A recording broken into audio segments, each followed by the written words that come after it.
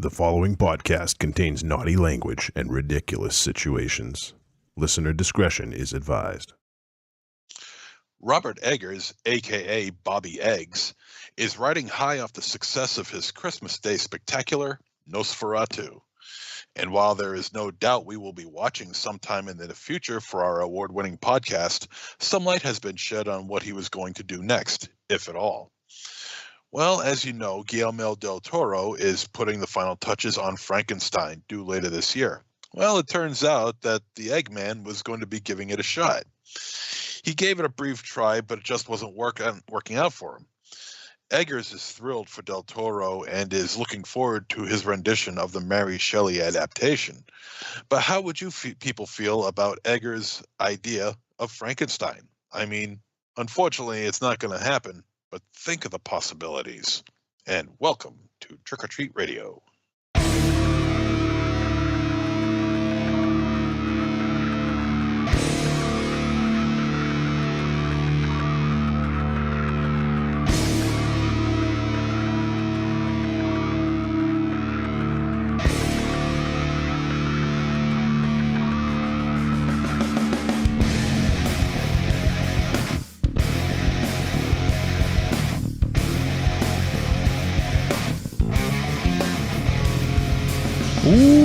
Welcome to the 651st episode of Trick or Treat Radio.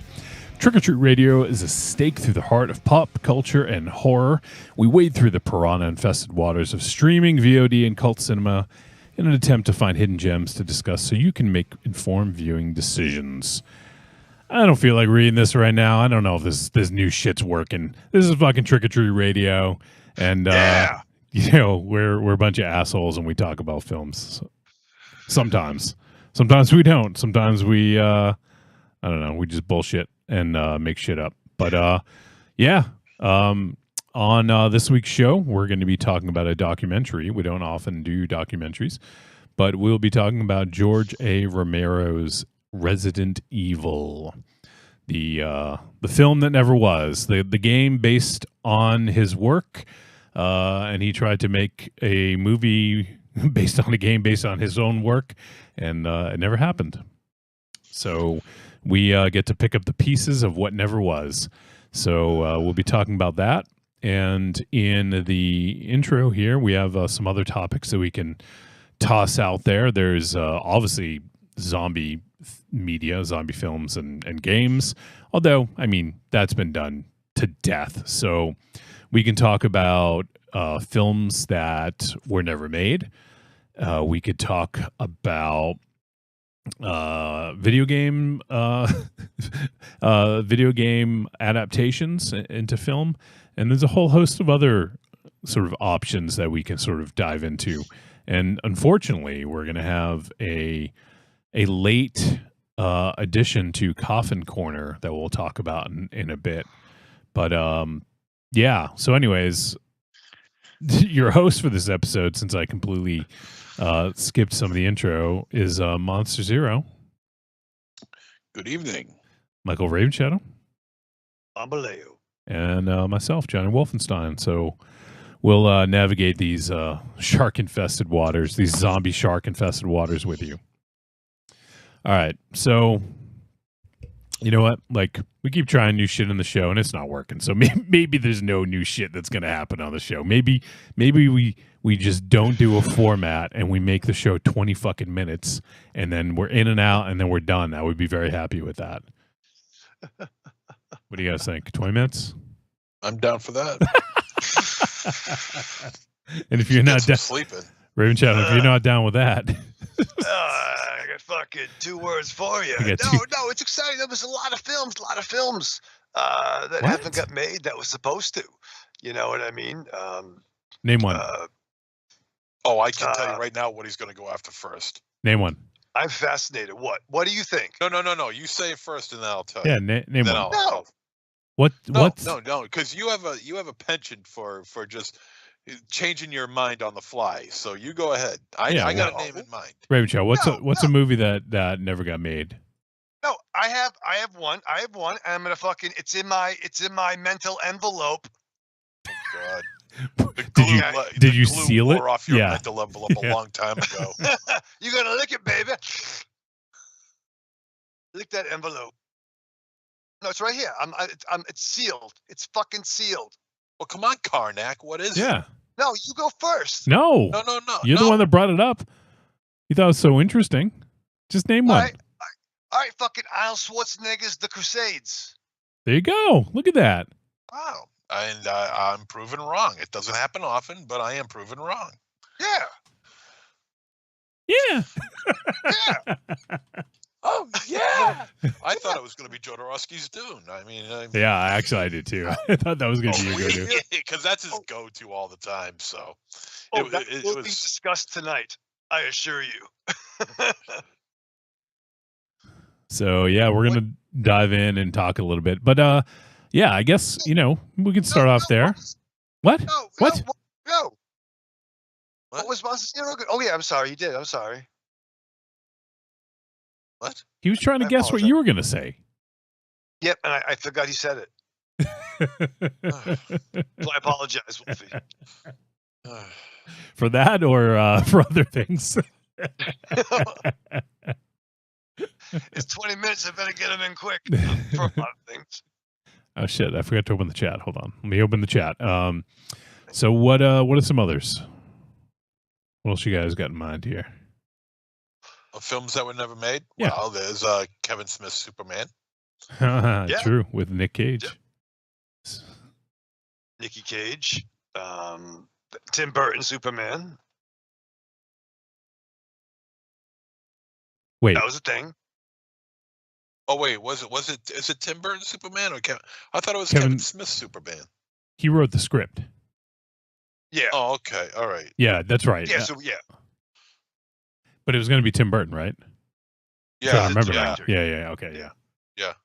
Okay. Oh, with that said, Kevin Smith's Green Hornet never happened. He was supposed to direct Green Hornet before it went to the other fucking guy.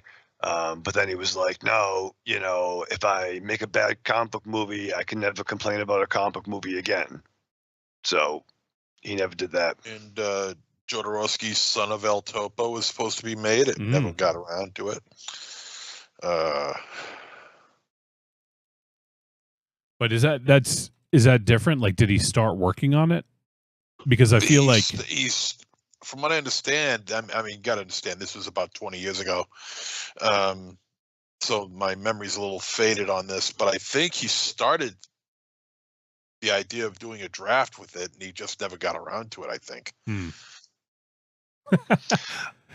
Let me just catch up on our. Sorry, Room Chat. One sec. Catch up on the chat room, and Double D says, "Good evening, gents. Yeah, man. Sad day for Coffin Corner." And then we have just a bit Mulholland Drive. That's pretty good. And he says hello and good night.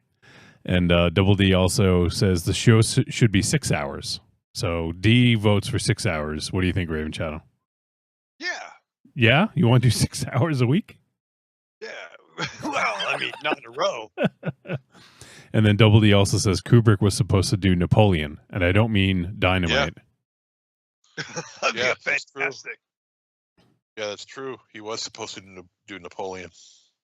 This was in between the time that he did. This was in between the time that he did Barry Lyndon and The Shining. So, maybe it's good that he didn't then, because he did The Shining.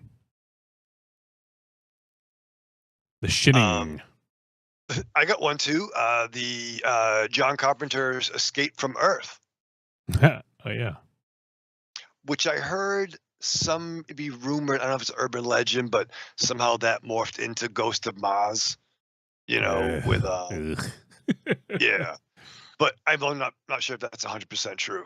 The less said about that movie, the better. I wouldn't doubt it. Probably had just at least took the concept, maybe, or they should have called it "Get Your Ass to Mars" is what they should have called it. Let's see. Double D also says, "Oh yeah, this is a good one." Double D. Neil Blomkamp of District 9 was supposed to do an Aliens film. Yeah. Yeah, that I still hope he does one day. I think he'd be really fucking awesome doing an Aliens movie. And Lloyd Kaufman was supposed to do Toxic Avenger 5, which he never did. The Toxie Twins, Oh my god, that never took place. Tommy Lee and Nikki Sixx. yeah, the Toxic Twins, the Toxie Twins. Oh, make that movie. James Cameron Spider-Man. I don't even know if I remember that. Yeah, That was the thing. Yeah. Was that before Sam Raimi? Yeah, oh yeah, it was like Canon Films, brother. Oh God. Yeah, Jeez. there was promotional shit too. Even like promotional Brigitte Nielsen as She-Hulk. There was even some test photos, like her in all green body paint. Oh, I just thought of one. Oh, wasn't Darren Aronofsky supposed to do Batman Year One at one point? I thought he was attached to Wolverine, like the Wolverine first solo film, but he was getting divorced at that time and couldn't fly. He couldn't leave the country wherever he was in. Is that anybody in the back? Remember that? That I don't know, but I did find, Batman Year One. He was supposed to do. Oh, interesting. He was the fucking fountain motherfucker, right? Yeah, the fountain motherfucker. Yeah. Oh yeah, and there was the film got made, but actually it did. No, actually it didn't. I was thinking of A Nightmare on Elm Street Part 6, but instead, that film did get made by Rachel Talalay, but Peter Jackson was supposed to direct a Nightmare on Elm Street film. Wow, I actually didn't know that. Yeah, Interesting. can you imagine what that would be like? When Jesus. I assume before he did Lord of the Rings, right? Oh yeah. Yeah. Before he did Frighteners, I think. Oh wow. That would make sense coming off of Dead Alive and Bad Taste and Feebles. Yeah. You know, it's like the progression artist. You know, you eventually get an X book, or a Spidey book. Oh, here it. Our pal, just a bit Mulholland Drive says Leonardo DiCaprio was supposed to be Spidey. He had the script ready to go in 1990. Then Canon went belly up. Yeah. Oh, such a brother. That would have been something, huh? Yeah. And well, hopefully the damsel in distress wasn't over 25. Otherwise, he say, "Fuck that! I'm not saving her." Double D says Del Toro was supposed to make The Hobbit. Yep. Yeah, he was supposed to do the Hobbit movies. Oh yeah, that's right. Then Wait, Benicio del Toro? No, Guillermo del Toro. Benicio del Toro. Benicio del Toro. Give me a break. That'd be awesome. Give me the fucking keys, you fucking hobbit. Give me the fucking ring, you cocksucking mother hobbit. Yeah, Wolfie. You cocksucker mother hobbit. Give me the fucking ring, you cocksucker mother hobbit.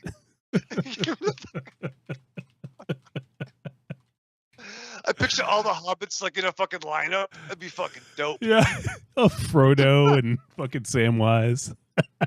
Yeah. And Pippin. Oh, wait, what was his name? Pippin, I think. Give me the motherfucking ring, you motherfucking hobbit fucker. Give me the fucking ring, you cocksucking mother hobbit. Give me the ring, you cocksucker mother hobbit. Cocksucker mother hobbit. Oh man. Benicio del Toro's the cocksucking mother hobbit. The unusual hobbits. Unusual hobbits. That's good. Let's see what else we got here. What else we need? Oh yeah. This is a good one. I had to look this up actually. George Miller's Justice League Mortal. Yes. Yep. They had concept art for that. I believe they even cast it, if I'm not mistaken, right?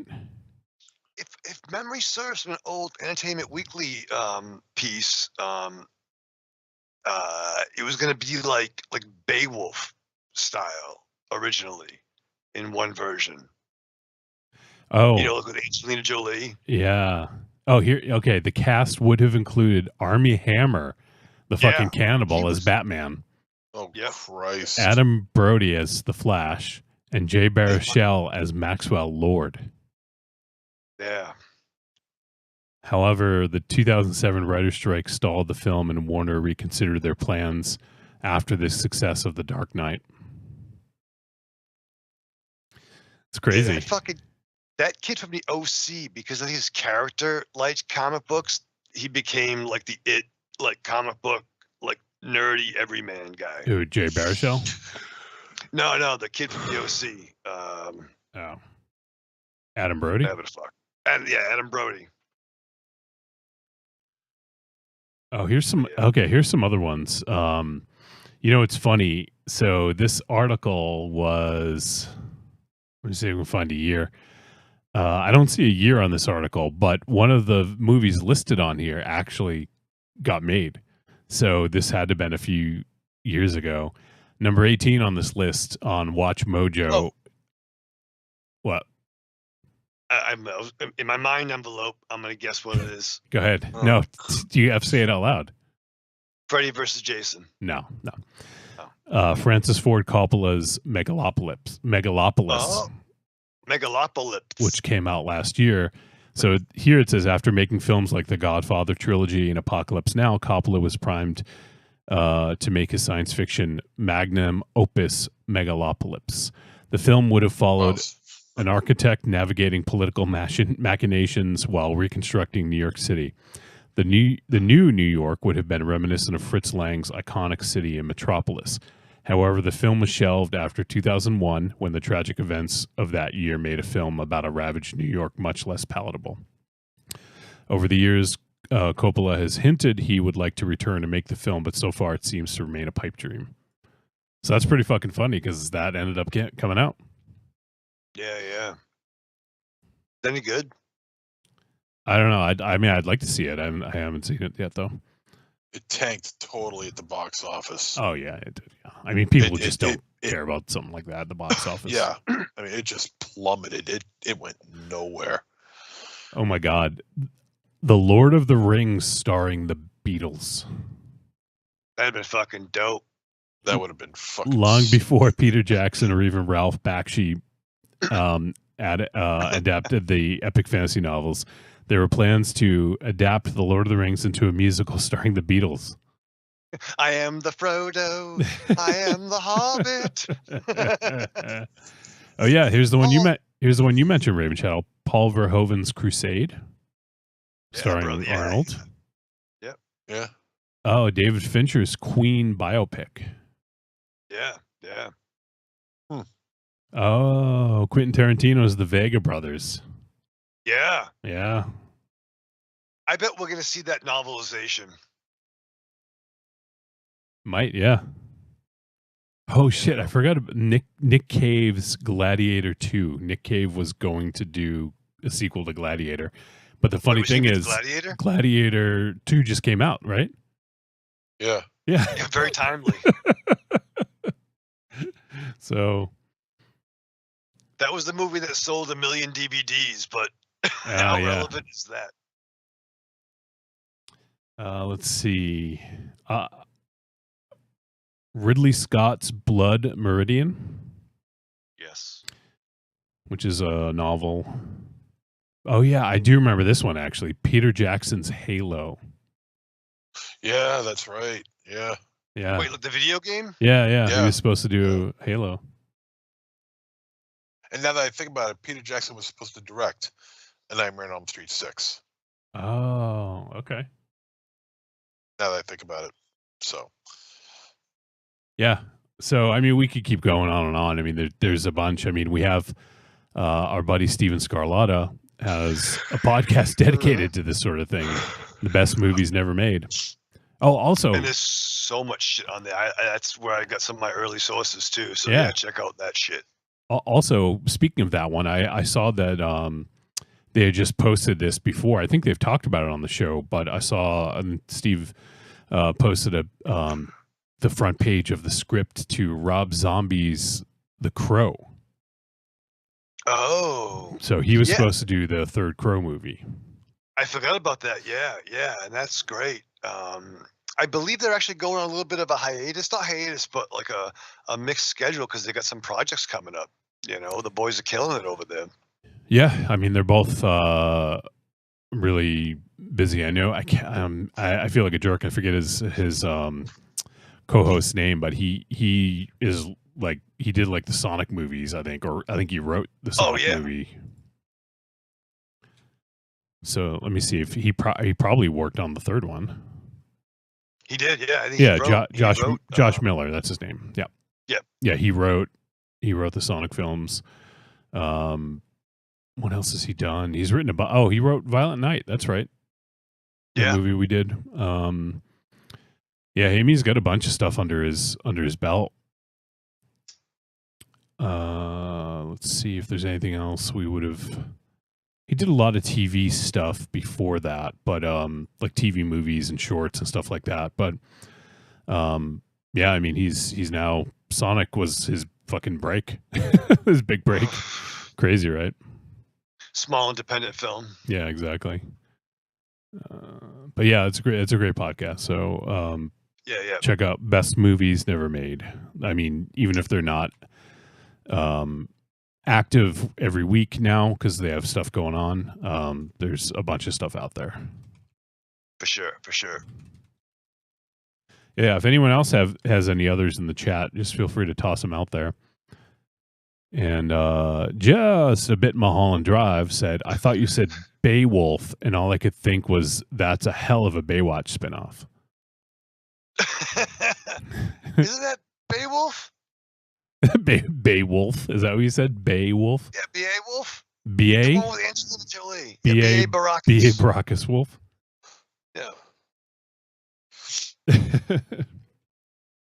All right, so yeah, I mean, there's a bunch, and mentioning Steven Scarlatta, I mean, we already kind of mentioned this, but if you guys haven't seen Jodorowsky's Dune, what are you waiting for? You know, that's a fucking. I think that's probably the best documentary about a film that hasn't been made.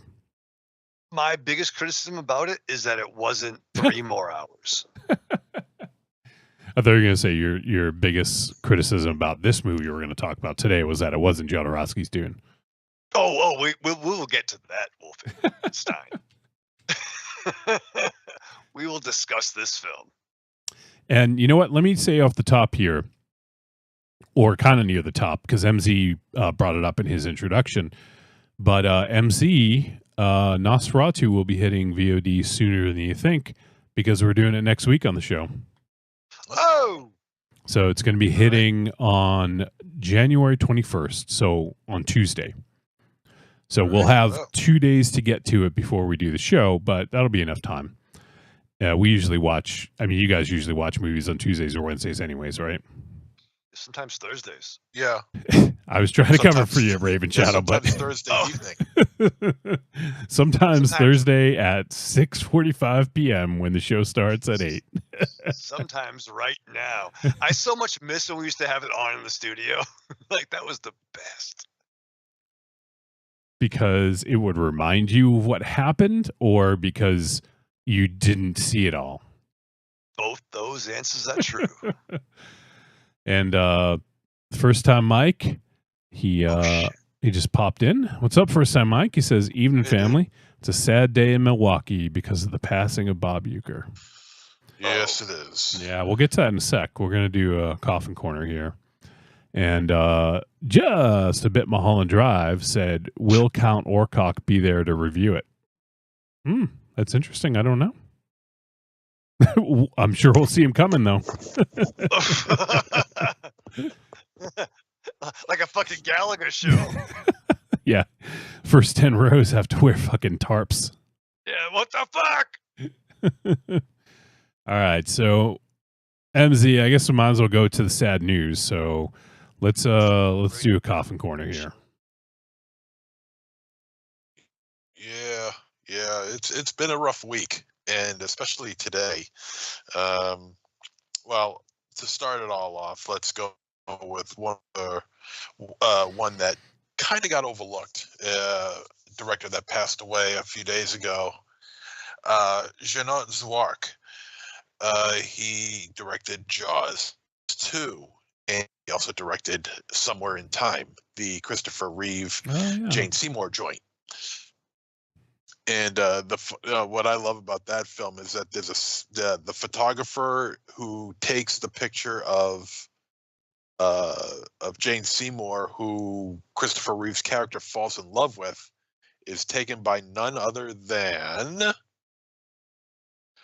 Tim Kazurinsky. Oh, Sweet Chuck. Yeah, I was gonna say, holy shit, that's amazing. Isn't it though? Yeah. And so yeah, but he also directed Jaws 2, and I'm not the biggest fan of Jaws 2. I mean, it's just so far removed from the original film, and the original film is just so great. A lot of people, but it does have its fans. You know, it does have a fan base, which is, I mean, I can understand it, but at the same time, I can't understand it. Yeah, and yeah, it's incredible. I mean, I tried watching it maybe a year and a half ago, and it was just not doing it for me. You know? Yeah, it's been years since I've seen it. Just the tone of it is just so different from the original, and you know, and Roy Scheider, even he was like, "What the fuck am I doing in this movie?" You know, he couldn't stand being in it, but he was contractually obligated to be another. Oh Jesus, who the hell? It's not Paramount. Jesus, who the hell is it? It's not Paramount. It's not MGM. It's not Columbia. Who the hell put out Jaws? Universal. So he was contractually obligated to do that film, but I didn't care for it. A lot of people don't care for it, but it does have its fans. Then earlier today, we found out that not so baseball great, but comedy great and broadcaster for the Milwaukee Brewers great, Bob Uecker passed away early today at the age of 90. And man, that really burned my beans. I'll tell you, I was so upset when I saw that. I mean, just last year I was watching him in the documentary, and I'm saying, man, he's old. He doesn't have much time left. But you know, and he lived to be 90, you know, and 90 is a good run. You can't complain about living until 90. And I mean, you ask him only when you're 90 about his baseball playing days, and he'll just crack a joke. You know, everything's a goddamn joke. And not only was it a joke, but it was a funny joke. He knew how to laugh at himself, and he thought it was okay for other people to laugh at his career as well, because he said, "I thought it was funny." Yeah, he wasn't a good ball player, but he was an amazing play-by-play. Oh, one of the best. Yep. One of the best. I mean, on MLB TV, you know, I'll be watching, you know, I'll be looking for some games, and I'll listen to the every now and again I'll turn on to the Brewers game, and I'll listen to Uke chatting it up, you know, and it was like, oh God, I just fucking love this guy. And absolutely one of the best play-by-play announcers in the history of the game. Just so good at everything he did. And, you know, then he's got the Miller Lite commercials, and then he got Mr. Belvedere, and then, of course, Major League, where he played Harry Doyle, the announcer for the Cleveland Indians, and, you know, got elected into the Hall of Fame just not too long ago.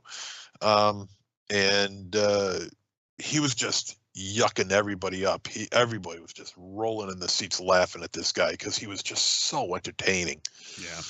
You know, and it's a sad day in baseball world, and he'll be missed, and I miss him already. You know, it's I never knew a world without a Uke, and now I do, and I don't like it too much. Well, so I'm surprised you didn't mention Mr. Belvedere. I did. Oh, you did? Shit, I'm sorry. He did. I must have been Yeah, taking yeah, a note when you said that. I'm sorry. Yep, when he did Mr. Belvedere, and Yep. he was there the day that Christopher Hewitt sat on his own nuts. Wait. And that hurts. Oh We had shit. to go to the hospital for that. Yeah, I just hope that doesn't happen to me. God, how embarrassing. Oh my God, you'd be on fucking FMLA.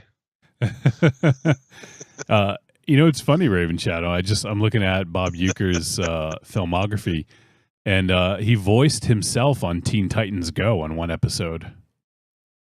Really? Yeah, Bob Euchre is as Bob Euchre on Teen Titans Go.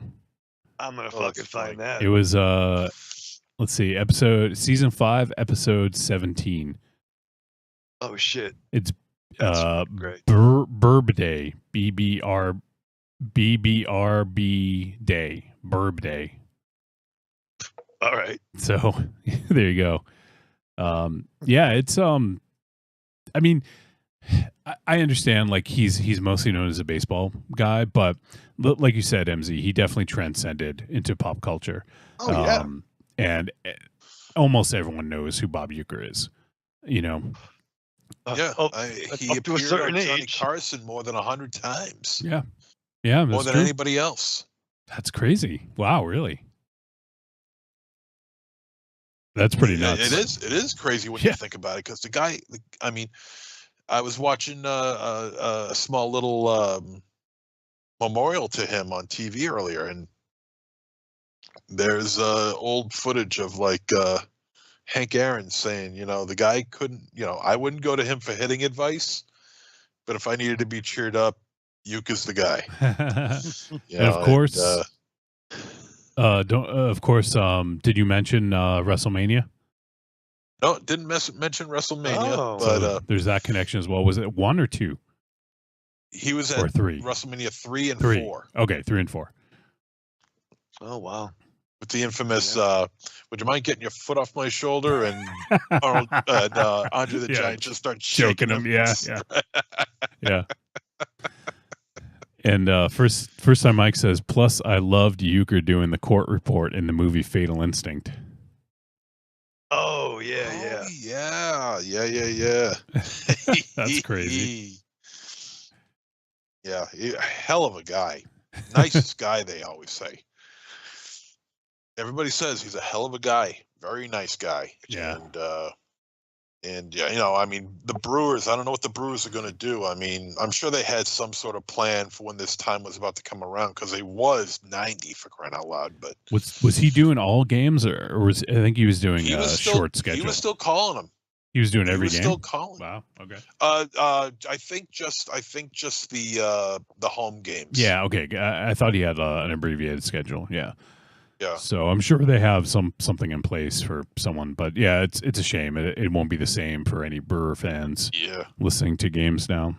Yeah. I mean, and he's like the only guy who actually does have 2 statues at Yeah. the ballpark. Yeah, that's true. He's got one on the outside of the stadium, and he's got one inside the ballpark where he's sitting in the last seat in the in the upper deck seats. The very last row, very last seat. They got a statue of him sitting up there. Yeah, that's right. Yeah. I must be in the front row. Yeah. So yeah. So farewell, Bob Euchre. It's not going to be the same without him. I mean, I miss him already. Let me before you do the next one, let me just catch up on the chat because it's Bob Euchre related. Just a bit Mulholland Drive says the Norm Macdonald stories of Euchre are some of the funniest things I've ever heard in my life. Yeah. Norm Macdonald, Bob Euchre stories are just, oh my God, fantastic, great stuff. All right, Great and stuff. let's see. And then just a couple more comments here. Yeah. He said he was at that reading tape. I'm sorry. That was from first time. No, I'm sorry. I'm confusing the chat. I had to scroll back. First time Mike says the best part of listening to Euchre was even when the game sucked, the stories were golden. Yep. And if the game sucked really bad, then the story's got even better. Yeah, yeah. Just a bit, Mulholland Drive says he was at that reading table. The term belvedered got coined by that nut sitting incident. Belvedered. We have Creepy Girl hanging out, and she says, "What's up, crew?" And let's see. Yep, I think we're all caught up. So, all right, MZ, go ahead and continue on with Coffin Corner. It's a shame. And then the film world took a major hit early this afternoon when it was discovered that David Lynch had passed away from emphysema, age 78, I think it was. And he was diagnosed with emphysema, I think, of like April of last year or May of last year. And so, with that, it was just a matter of time. And I'm sure that didn't stop him from smoking Raven Shadow. Yeah, I was going to say, as Raven Shadow takes a fucking puff. Yeah, right. What? For my dead homies. For my dead homies, please. And what can you say about David Lynch that hasn't already been said that could be said in just a matter of minutes? I mean, it's impossible. The guy's library of work is just so mind-numbingly amazing. Eraserhead, Blue Velvet, Mulholland Drive, The Elephant Man, Inland Empire. I mean, just great shit all over the place, man. He had a lot of fiber in his movies because that was some good shit. Jesus. There's Eraserhead, obviously Dune. Dune, yeah. Twin Peaks. Yeah. I think you mentioned Wild at Heart, I believe. No, I didn't mention Wild at Heart. Okay, no. You mentioned Blue Velvet, though. Yep. Lost Highway, Mulholland Drive, you said. And Twin Peaks? I said that. Oh, well, sorry. Thanks for keeping up with us, Raven. Fucking really? Fucking Mr. Belvedere, call back. And what was the movie didn't he win an Oscar for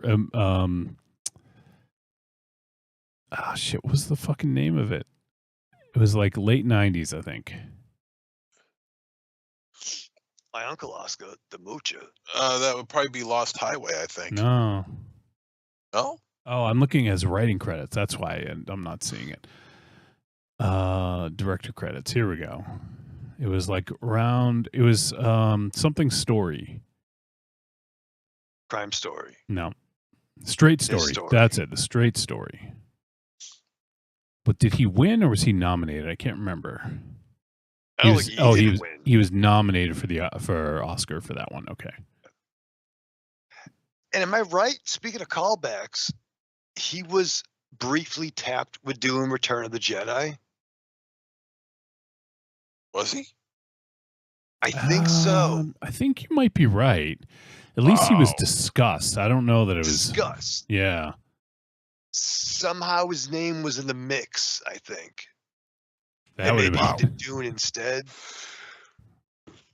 That would have been fucking trippy. Right? Imagine Jodorowsky doing his fucking Dune, and then David Lynch did fucking Jedi, dude. What a fucking weird. The world would be so different. Yeah, it would be. There's so much chat about Lynch. Let me and he was also on the Cleveland show. Oh yeah. Where I think he played himself, and he was like the bartender at the local tavern there. Mm-hmm. Yep.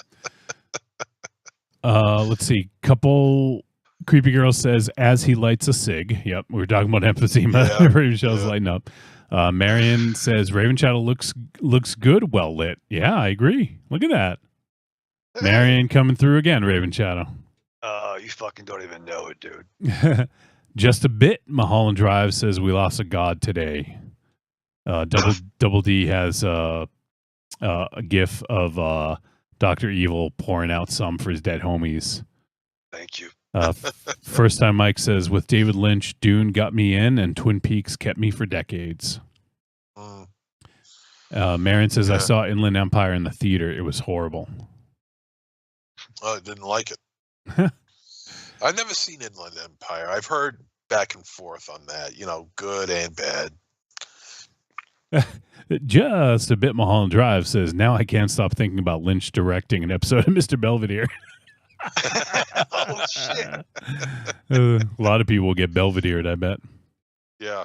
As a matter of fact, just because when I found out about it, I thought maybe I'd watch a little bit of Lynch. And not much of David Lynch films are streaming right now, at least on the apps that I have. But I was on Netflix, and I did catch this 17-minute short he did back in 2020 called What Did Jack Do? And it stars David Lynch, and it's shot in black and white, and it's him interrogating a monkey about I've seen murder. that. I've seen that. Yeah. It's fucking awesome. I've never seen it before. I forgot about Holy that. shit, look at this. Where were you doing? Why'd you poop, monkey? And the monkey is like talking back to him and talking smack and Wait. The monkey's really talking? Or is he making like No. chimp sounds? no, he's talking. It's done through camera effects. Not sound effects? Just watch it, No, not Raven Shadow. sound effects through camera effects. Oh. Yeah. Oh shit, Spaceballs. And it's only 17 minutes long. It's on Netflix right now, so check it out. It's a hoot, It's so bizarre, but then again, that's what Lynch was pretty much all about. Just how off the rails he could go, yet keep himself grounded in reality. It's so bizarre. He was such a visionary, And when he did like Eraserhead, my favorite film from him is The Elephant Man. I think that's just a fantastic movie. And but when he did Eraserhead, I'm like, Jesus Christ, this is experimental film 101 right here. It's just very mechanical and organic, yet at the same time, just very. Just the use of the black and white and the shadows that he uses, as well as what the hell was it? What the hell's her name? The something lady, the stork. I think it's the stork lady, or I can't remember the name of her. She's the one with the puffed out cheeks. I can't remember the name of her right now, but and then there's the little mutant baby that Miss X or Mrs. X gives birth to. And for the longest time, Lynch kept his mouth shut as to how that creature was made. Just crazy stuff, and It's real quick. Just a bit Mulholland Drive says, well, he posted a screenshot, and in it's got like closed caption, and someone's asking David Lynch. David Lynch says, "Believe it or not, Eraserhead is my most spiritual film." And so the person asks, "Elaborate on that," and he says, "No."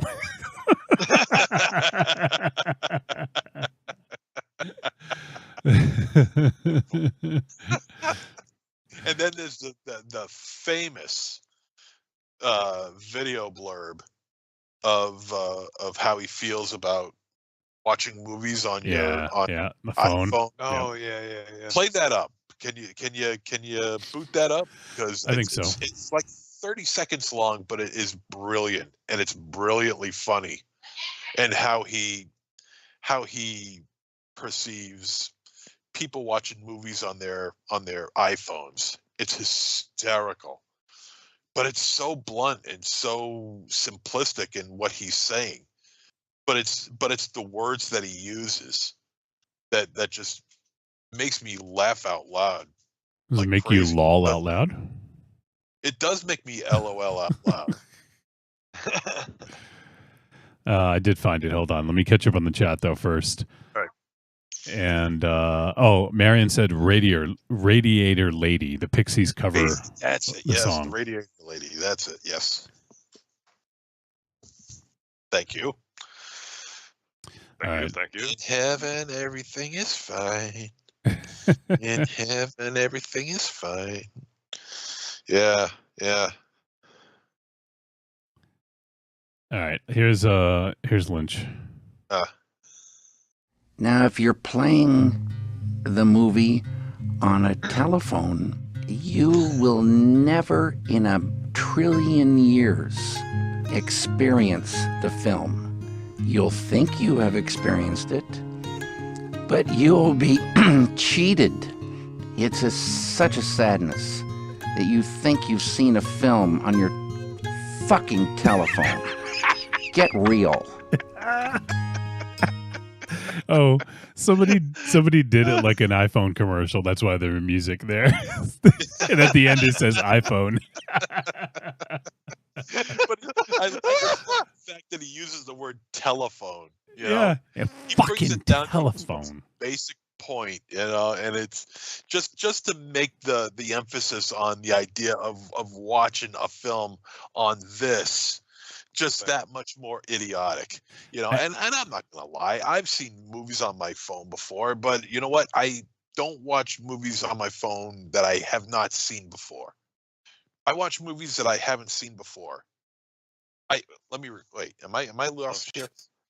Hello. If it's a movie that I've seen like hundreds of thousands of times, I'll watch it on here just to pass the time. But especially if it doesn't really have any real cinematic value, like Star Wars or Come on. Halloween, but Or butt crack. hey, don't you dare! Butt crack is perfectly made for an iPhone. You can actually watch it while you're going to the toilet. That's right, you could. That's He's right, a you could. master. And that's what makes it perfect. But he's right. I mean, would you watch The Shape of Water on your iPhone? No. I mean, who would? How could you? You wouldn't. I mean, when Nosferatu comes out, are you gonna watch it on your goddamn phone? Jesus. No. Yeah. I mean, No, you're not. think about it. Like, I mean, Lynch. When was he born? Was in the 40s? 49, maybe. Let's see. No, 40. He was 78. All right. 46? 46. 42. Yeah, 46. Yep.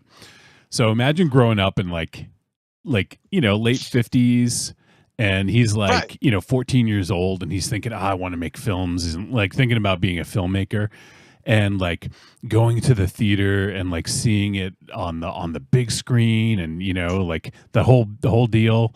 And then fast forward, like 60 years later, and people are watching them on their fucking phones, and he grew up after World War II. Shit was still fucking melting.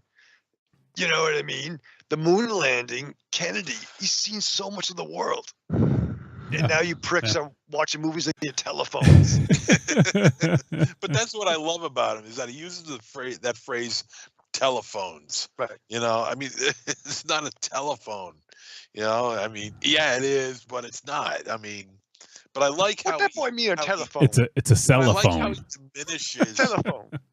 But I like how he diminishes the success, the popularity, and the overall amazing things that a machine like this can do, and he just whittles it down to its barest, most minimum function, a telephone. And that just it kills me when he says that. It's hysterical to me. Your fucking telephone. But the man was a visionary. Oh my God, the films, Jesus Christ. I mean, and he really only did one like Hollywood film, and that was the one he fucking took his name off of. Like Dune was it. Like yeah, that was it. I think. I mean, unless I'm missing one. And it's just so funny that like, you know, he sort of tried to stay away from the studios and doing Hollywood stuff, and then he did one, and then, you know, like he probably was like never again because that experience, right? Well, it's a lot like the subject matter of today's film, you know, and where he stayed away from wanted to stay away from the the big distribution companies and just work independently, and that's where he felt most comfortable. So, and for the most part, Lynch was successful in that. Even if it didn't make a lot of money, there sure as hell was a lot of fans. He gained a cult following. And, for sure. I'd be hard pressed to say that he wasn't pleased with the success he had. I think he was pretty happy with it. Yeah, I mean, I would think so. I mean, yeah, dude's a legend, and he has some legendary films, and was incredibly, like trailblazing, and also like an inspiration to a lot of filmmakers. And he also took surrealism and made it cool, like made it cool, and also, like, for someone who bucked the Hollywood trend, kind of made it like into something that was more palatable. I know sometimes some of his films aren't, but he did it in a way that wasn't. It was, like kind of like Jodorowsky, but maybe a little bit more weird in some ways. Jodorowsky's fucking out there and weird, but I think a lot of Jodorowsky stuff's more spiritual, whereas this sometimes is just weird for the sake of weird. Yeah. Well, he's very, just a visionary, and just a one that speaks to the Generation X crowd. No. Well, not D-Generation not X. D-Generation X. Oh Christ. Yeah, boy. But he made films strictly for the Generation X crowd, and I couldn't be happier. I mean, like you said, his surrealistic views and voyeuristic films, like Blue Velvet. I mean, Jesus Christ, that goddamn movie. Yeah. Whew. God, Pepsi Blue Ribbon. Frank Booth, man, Jesus. I saw fucking Frank Booth. Oh my God, yeah. Yeah. I saw let's see, it was Kyle MacLachlan on social media, like, wrote some really nice stuff, and he basically said that he owes his life and career to David Lynch, because he was like an unknown guy who was hired to do a big budget movie in Dune, and he ended up becoming good friends with Lynch, and they ended up working together a bunch. Obviously Twin Peaks and Blue Velvet. Was it Blue Velvet? I think he was in it. It's been so long since I've seen it, but I'm pretty sure he was in that too. Yeah. Blue Velvet, yeah, I think so. Yep. As a matter of fact, I just saw. I before we got on, I saw a quote from Kyle MacLachlan saying that I'll miss him. I can't remember the words for word, but he said something on the idea, I'll miss him more than my knowledge of the English language could ever. Oh, he said I read, it's the same one I read. He basically said there's no words. Like, I can't, like, there's no words in the English language to explain how I feel about this man. Yeah, something like that. Yep. Something on that idea. Yeah. I'm thinking, damn, that's pretty touching. How about this for Kyle MacLachlan's first? So his first film was Dune, and then he did Blue Velvet, and then he did The Hidden, which, obviously is a horror movie, but not Lynch. And then after, sorry, I navigated away. Let me get back to there. After The Hidden, he did a TV movie called Dream Breakers, and then he did Twin Peaks. So, like, Dune, Blue Velvet, and Twin Peaks all within a few years. And then, oh shit, I forgot. Sex in the City. I forgot he played Ray Manzarek in The Doors. That's right. Oh yeah, he did. Yeah. Oliver was great Stone's in The that. Doors. Yeah. Yeah. Yep. So just goes to show you, like, for someone who is outside of the Hollywood sphere, he ended up going with an unknown, basically, in Kyle MacLachlan, and it's cool to see how that one choice changed someone's life, right? Or maybe multiple lives. But yeah, Lynch Kyle is a legend, MacLachlan's- man. Kyle MacLachlan's kind of a weird hybrid of Bruce Campbell and fucking my man from Starship Troopers, Casper Van Dien. It's kind of a weird Casper Van Dien. Great chin, great face, great bangs. Damn, who even thinks of Casper Van Dien? Raven Even Shadow Casper Van Dien every doesn't day. think of Casper Van Dien. Every other day. Oh, I'm sorry. Okay. All right. Quarterly. Anything else you guys want to say about Lynch? Because I know we've talked a lot about him, but there's a lot to say. So Yeah, we'd be here forever. yeah, We'd be here forever. dude was a legend, and yeah, he's going to be very sorely missed. And I know that I don't know, like his influence is far reaching though. Like his influence is all over the place, and I think it will be for a very long time as well. The Lynch mob will be inspired by his endeavors. Yep, and he does have. Let's see. So he has a daughter, Jennifer Lynch, who did Boxing Helena. Helena. Yeah, that's right. Yeah. Matter of fact, I early on in the world of DVD, I had a DVD of the short films of David Lynch. Yeah. And Okay. God damn, I wish I held on to that. Oh man. Oh, that's cool. I didn't know Jennifer Lynch was still working like as much as she is, but she worked on Daredevil, Raven Shadow, from 2018. She did an episode of Daredevil. Really? Agents of S.H.I.E.L.D., yeah, directing. Jessica Jones, The Strain, the Guillermo del Toro vampire series. Yeah, she's done a bunch of stuff. Salem, the TV show Salem, Once Upon a Time. Respect. So she's been doing a lot of TV, but she also did American Horror Story. She's done 12 episodes of that.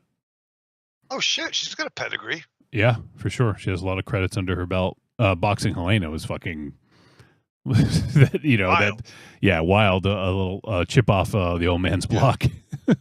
Julian Sands. With Julian, the late, great yes. Julian Sands. Exactly, yeah. Helena. So I can't remember. Does David Lynch have? Does he have any other children? I hope he had like a couple of projects in the works. How about illegitimate children? No, really, I'm hoping he had a couple of projects in the works that maybe someone else can take the reins on and complete. Yeah, I agree. That would be pretty outstanding. That would be boss. All right, let me catch up on the chat. First time Mike says the third season of Twin Peaks was weird too. Mind-bending visuals meet a meta-textual narrative that went nuts. My friend Joe was not a fan by the end. Yeah, I've heard some mixed things, but for the most part, I know a lot of people really dug it. I didn't see the third season. I really liked the first, the first season and Fire Walk with Me. Evil Corny says, I always thought it was cool of him to have Richard Pryor in Lost Highway. Rich had seen some better days, though. Yep.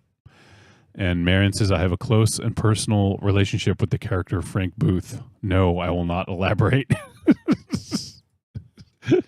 Is this news to you, Raven Shadow? Wow. Hey, I got problems. Wow. It sounds like you're not the only one. Yeah.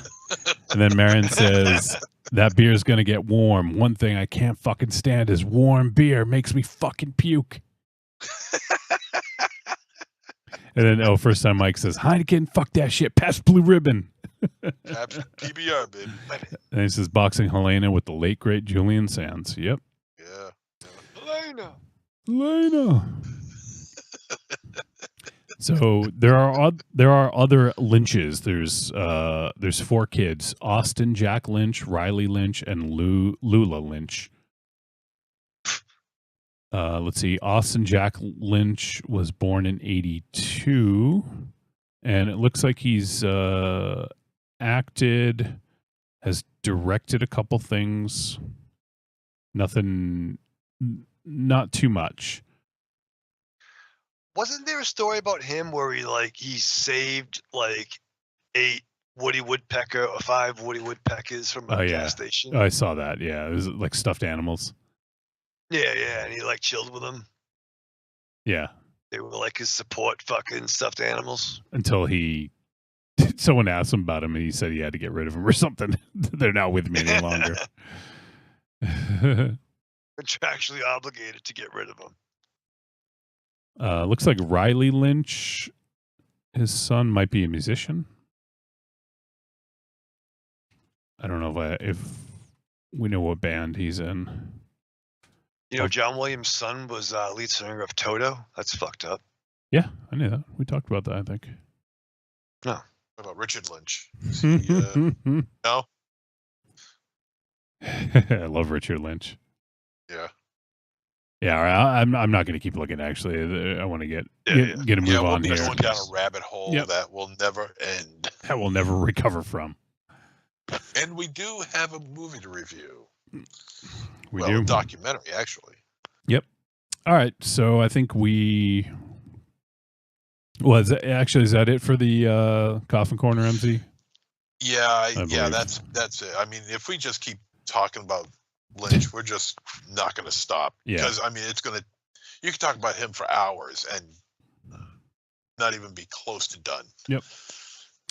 Yeah, so it's a great loss for sure, but everyone just, I don't know, watch a Lynch movie this week or an episode of Twin Peaks or something. Yeah. I got Race Ahead and The Elephant Man, and so I plan on watching one or both. Just take your pants off and you'll see the fucking Elephant Man. These are the unlucky ones. Let's see. Our boy. Yeah. Just keep repeating. They are only testicles. They are only testicles. They are only testicles. They are only testicles. Oh, God. Our boy Angry Townsman just popped in. He says, "Evening, everybody." And Evil Corny says, "What does Raven Shadow have against Toto?" Nothing. I saw that on my telephone today. Your fucking telephone? My fucking telephone, Corny. All right, so I don't know if you guys want, drop your favorite Lynch movie in the chat. All right, so I guess that's it. That's it for the Coffin Corner. That's it for the intro. We should probably wrap this up, and we got a movie to talk about. So very quickly, I'll let folks know how they can support us. And the best way is through Patreon. Patreon, it's right down there. If you're watching the video, look down there. Patreon.com/trickortreatradio. Or you can just do patreon.trickortreatradio.com. Either one works. And when you get there, you have the option of signing up and supporting us. And there are 3 different tier options. You can get into the lowest tier is $2. So that's where it begins. That's where it starts. If you guys want to get in on that. And we just dropped the January Patreon exclusive last week, and in that episode, it was an extension of the year-end show. So we talk about our just sort of an extension of the year in film. We do honorable mentions, our awards. And we actually got, we got an email. Well, no, sorry, not an email. We got a comment on Patreon from our boy Joshua Libre, and he says, I love the new categories. So nice. Give yourself a little Barry Horowitz there, MZ. Don't hurt yourself though. And and Frank Rambo in the chat. I almost missed this. He says, "Sup. what do you guys think of the Hard Eyes trailer? I actually avoided it because I want to see the movie. Have you guys either of you seen the Hard Eyes trailer? I have. What'd you think? I don't remember too much of it. I was just playing a string of But you hate trailers, trailers MZ. of, huh? But you hate trailers. Just hear me out. Okay. I was playing a collection of trailers of horror films that are going to be coming out this year, but I just play them usually as background noise with what I was doing. I was doing something else. So, I will occasionally glance up, but I really wasn't paying attention to it. But I've heard some things about this film so far. So that's all I'll say about it. All right. Fine. Evil Corny posted a GIF of Toto from the video Africa.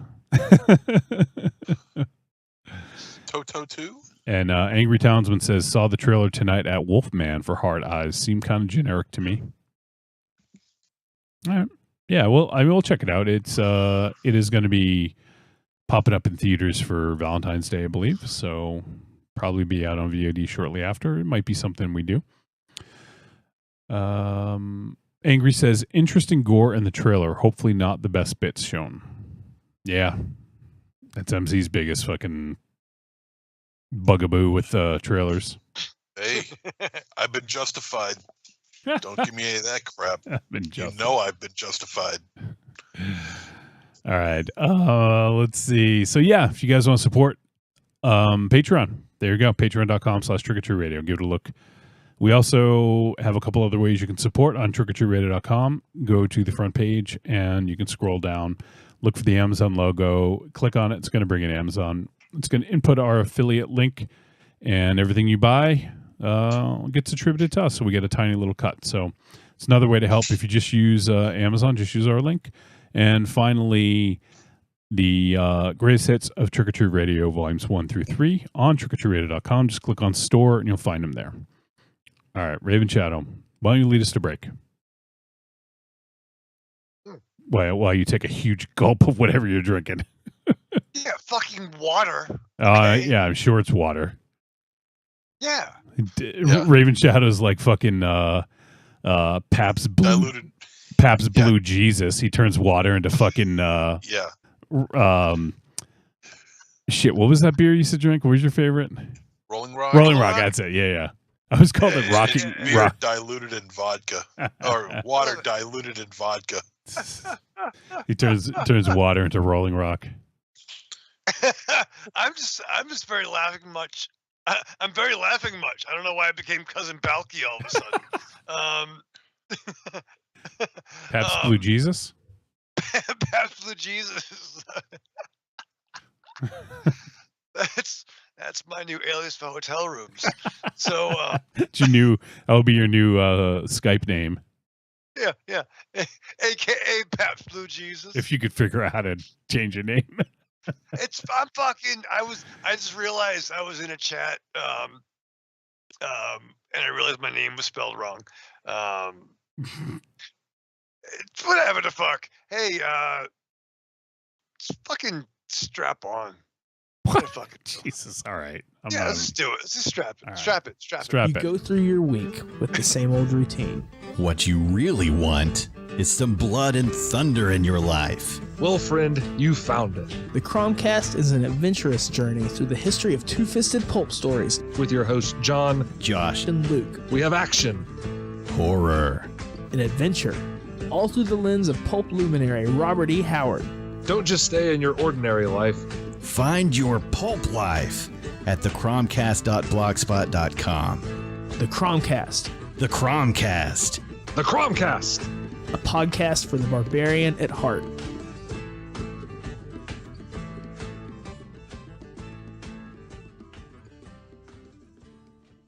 I'm Alex West. And I'm Andrea Subasati, and we're from the Faculty of Horror podcast. And you're listening to Trick or Treat Radio.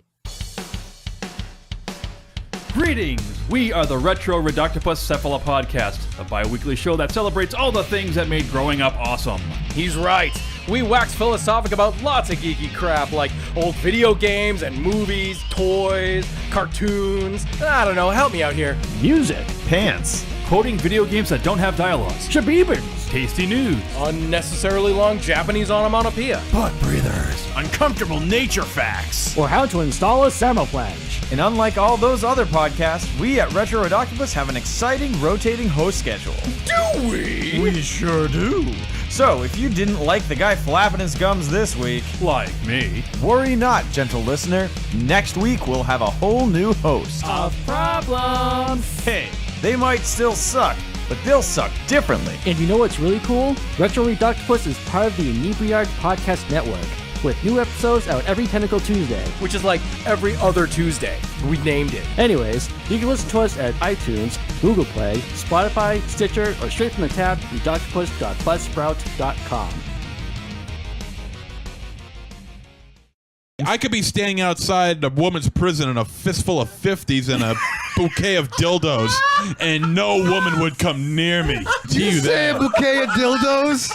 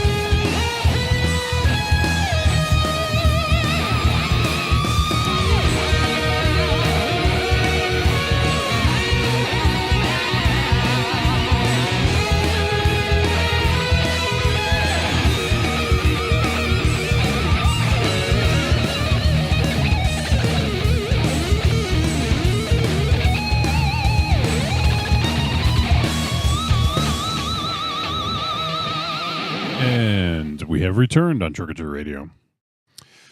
All right, it's time for this week's film discussion, and we are going to be talking about George A. Romero's Resident Evil. No, we're not talking about the actual movie, because the movie never got made, but we'll be talking about a documentary that is based on, well, not based on, but it's telling you about the film, what would have happened, what we would have saw, all that good stuff. So I figured this would be a good one for us to sort of tackle. I mean, obviously we're big fans of Romero's work.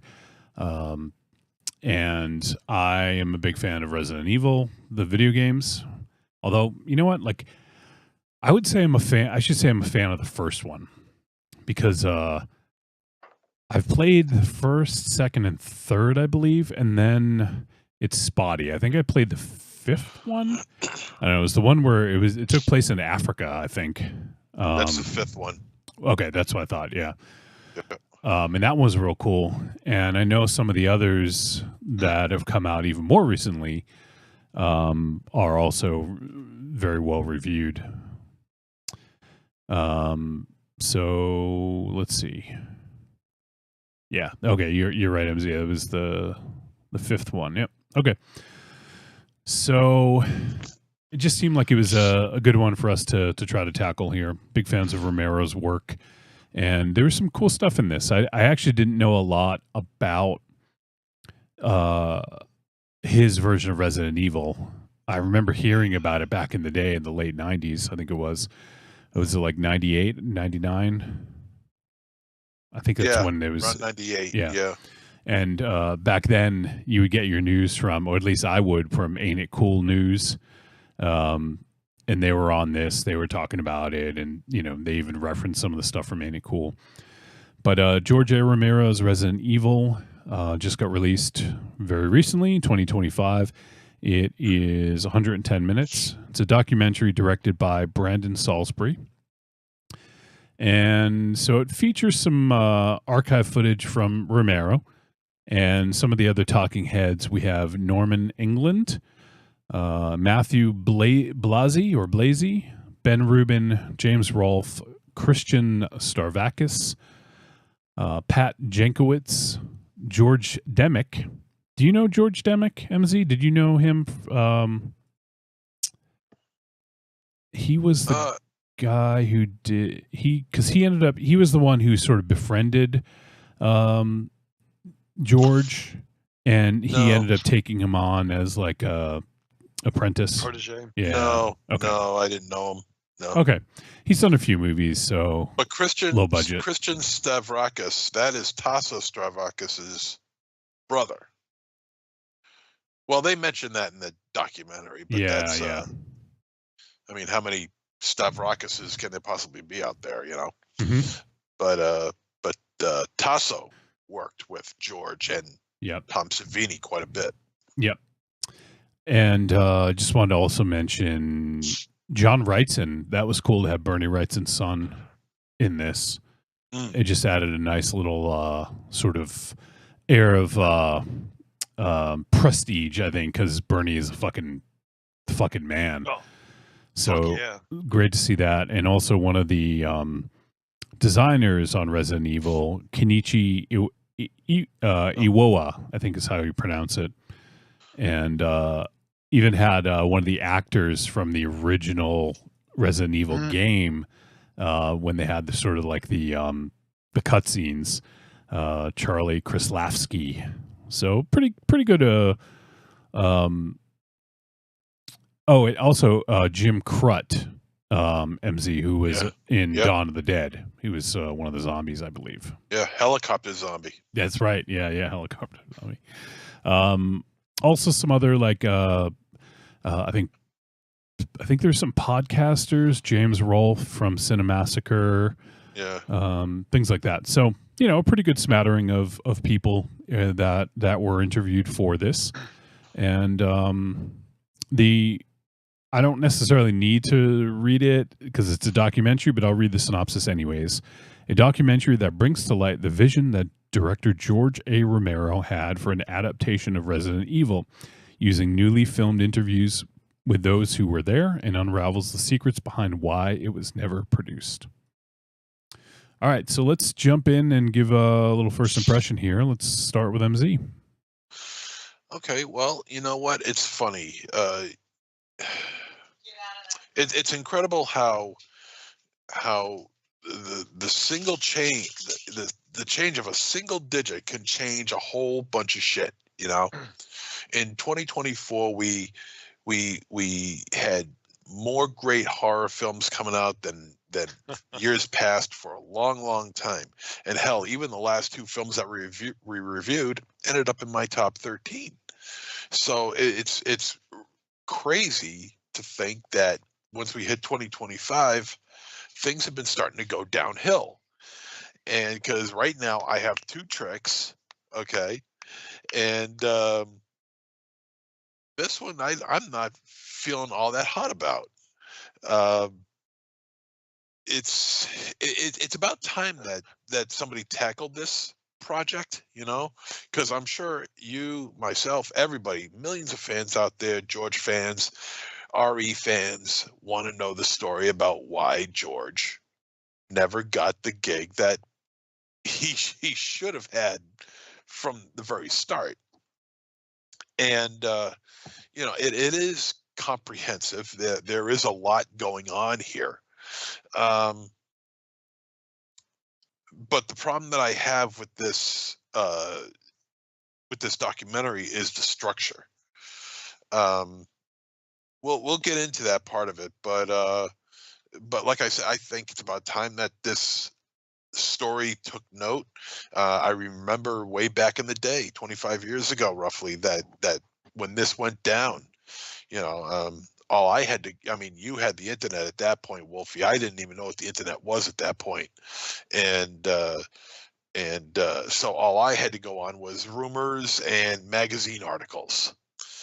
And when ultimately it turns out that George wasn't going to be able to get this project, we're all shaking our heads saying, how is that even possible? It doesn't make any sense. Well, you get the whole story here. And, like I said, it's comprehensive. There's a lot going on here. But my problems with this film run a little deeper than that. All right. That's a good start, good tease. Raven Shadow, how about you? Well, my first expectation would be a documentary involving George Romero. And maybe I'm romanticizing past amazing documentaries like Jodorowsky's Dune by a friend of the show, Steven Scarlatta. And I was hoping for that level of a deep dive. And watching this picture, I'm not quite sure I got that. So yeah, I was expecting George Romero. Was my first impression. Well, they can't really interview him now. They can't. They can't. And I do love how they were so accurate with the timeline photos.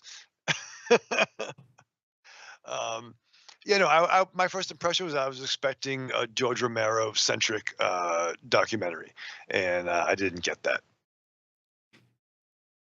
All right. And for me, we have what we have to go on is Jodorowsky's Dune.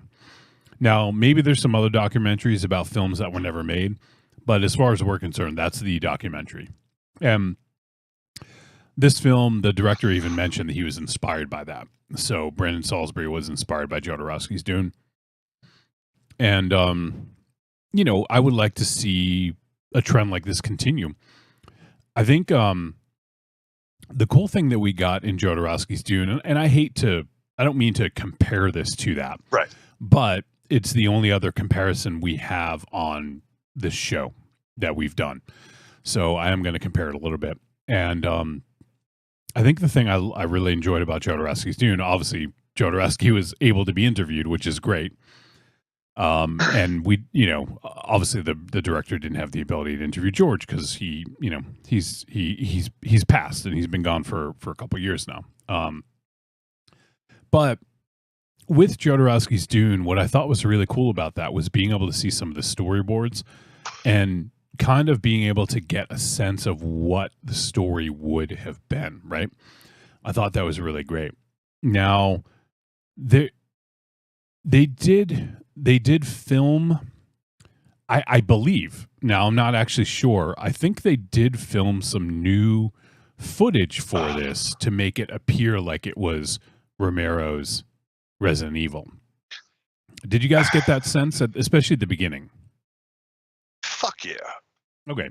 So that, I think it's an interesting way to take it because you have nothing to go on. I think the only thing they showed really in terms of art, it was like that Bernie Wrightson sketch, or like he did some concept art for The Tyrant, which looked fucking awesome.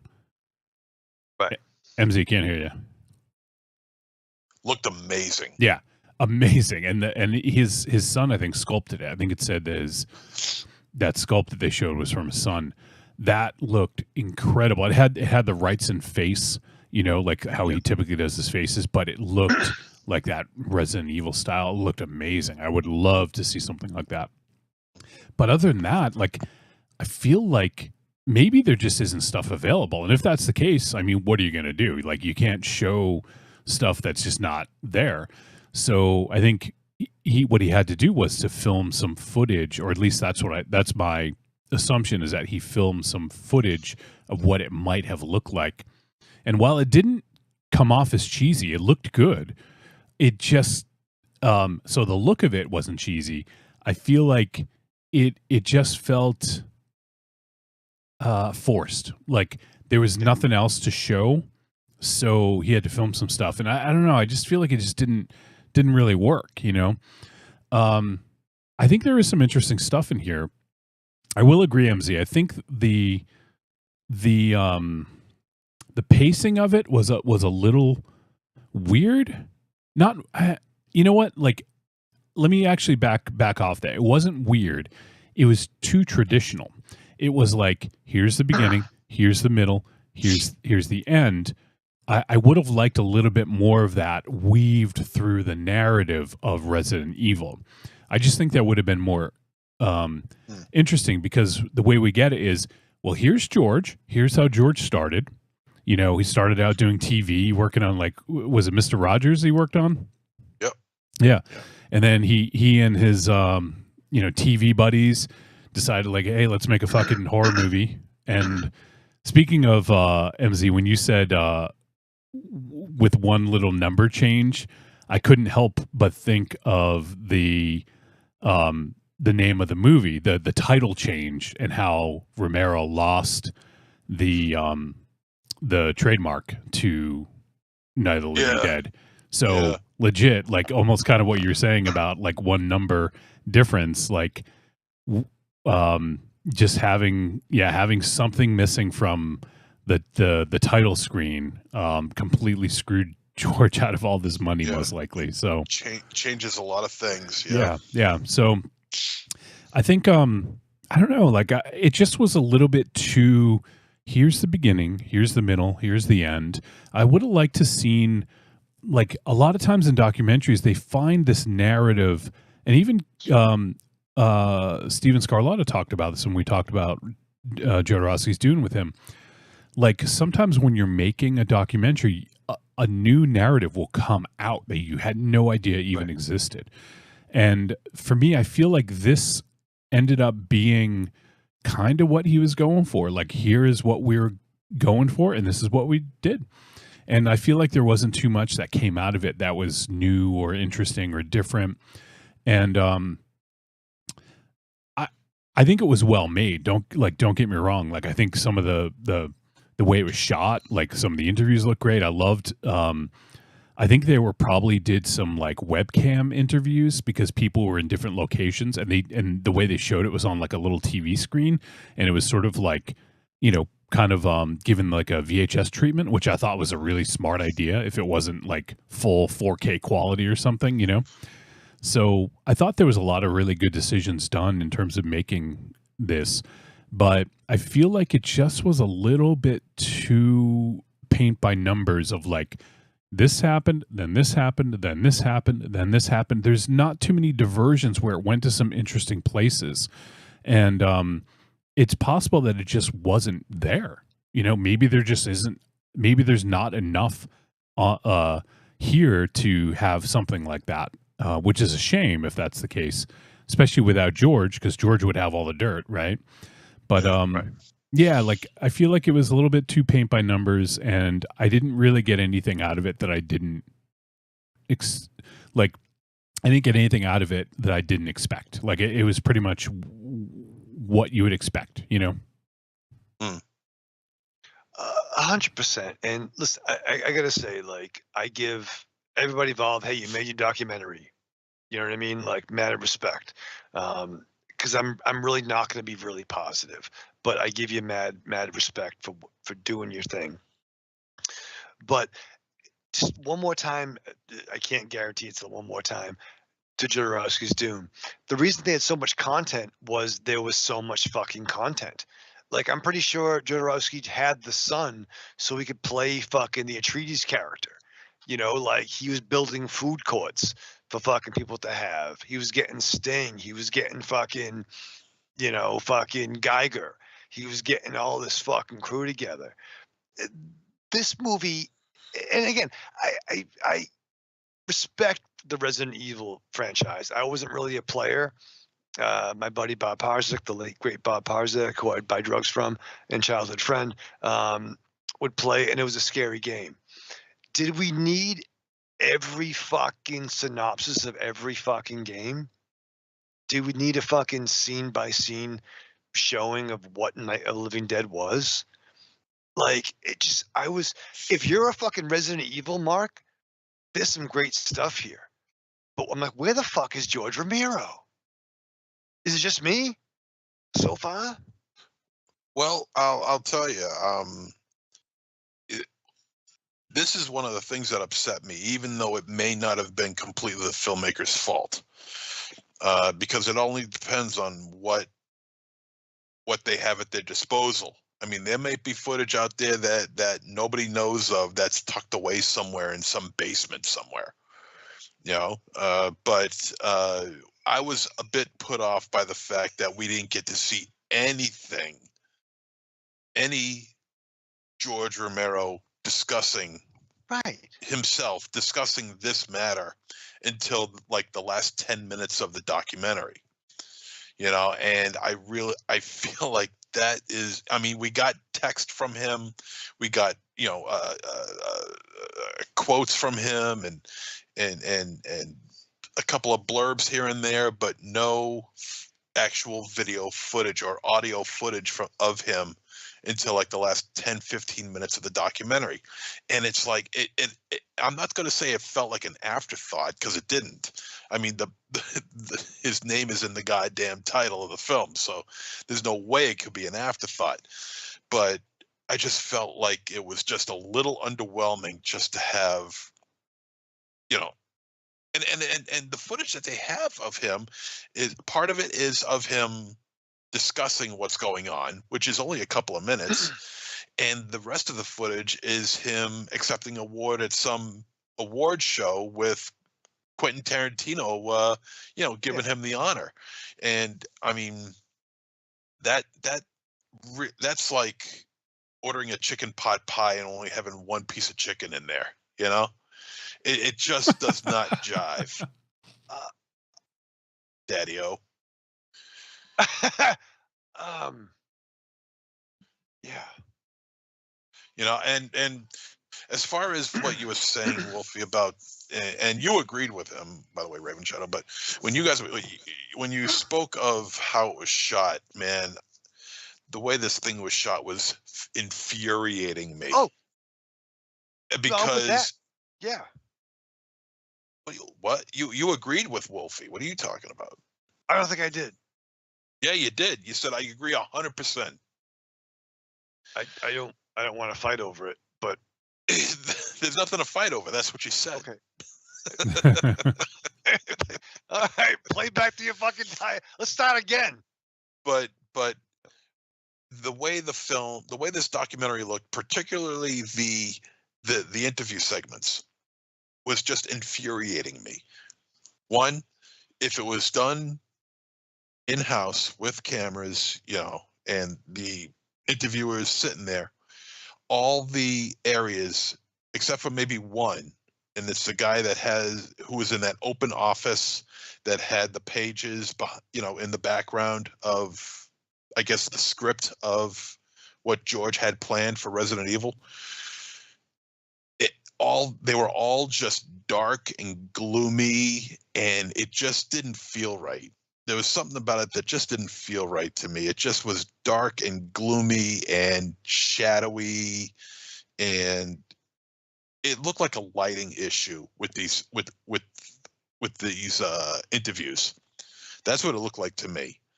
As far as the ones that were put on the TV to give a video effect, I hated that. I just didn't like that. I know what they were going for, and I get it. I just didn't particularly care for it. Yeah, that's fine. I thought they did it probably because the fidelity of that video wasn't as good, so they found like a sort of gimmicky reason to do it that way. And I thought it was smart if that is the case. If it wasn't, then yeah, it's not a good choice.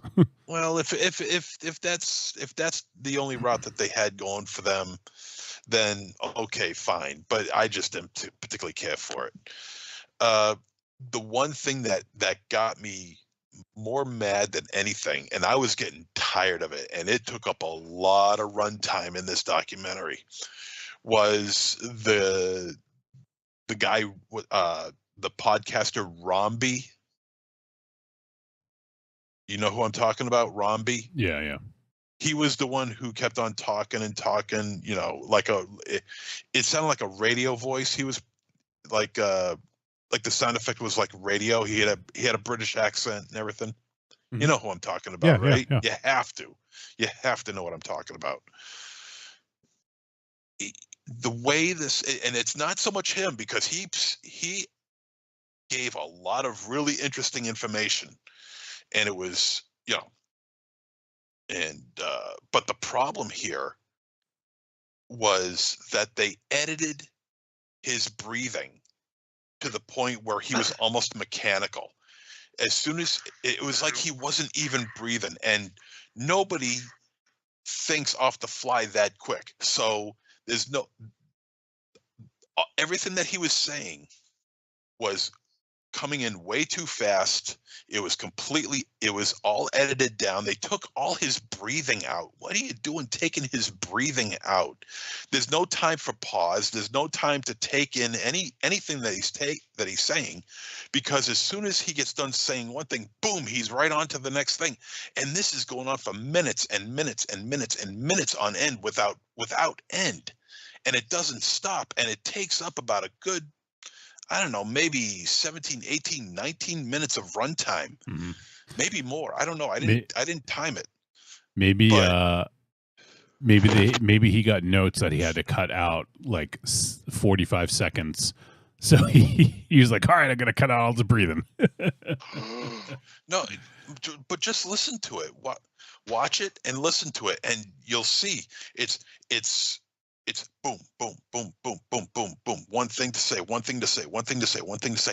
And just when you get to the point where you can ingest and take in what he says and give it some thought, he's already 3 more points ahead of you. And it was just driving me up a goddamn wall. Why would you edit it like that? It was just terrible. It was just awful. And a chore to sit through, and it shouldn't be, because he's saying some really interesting things here. So you're talking about when he's basically doing a plot breakdown, right? Is that what you're talking about? I'm talking about the entire time he's talking, from conception, from his early days, talking with George, or George talking with that German company to get things rolling, all the way to the very end. It was just constant talking words. It became a word salad after a while. I was getting dizzy.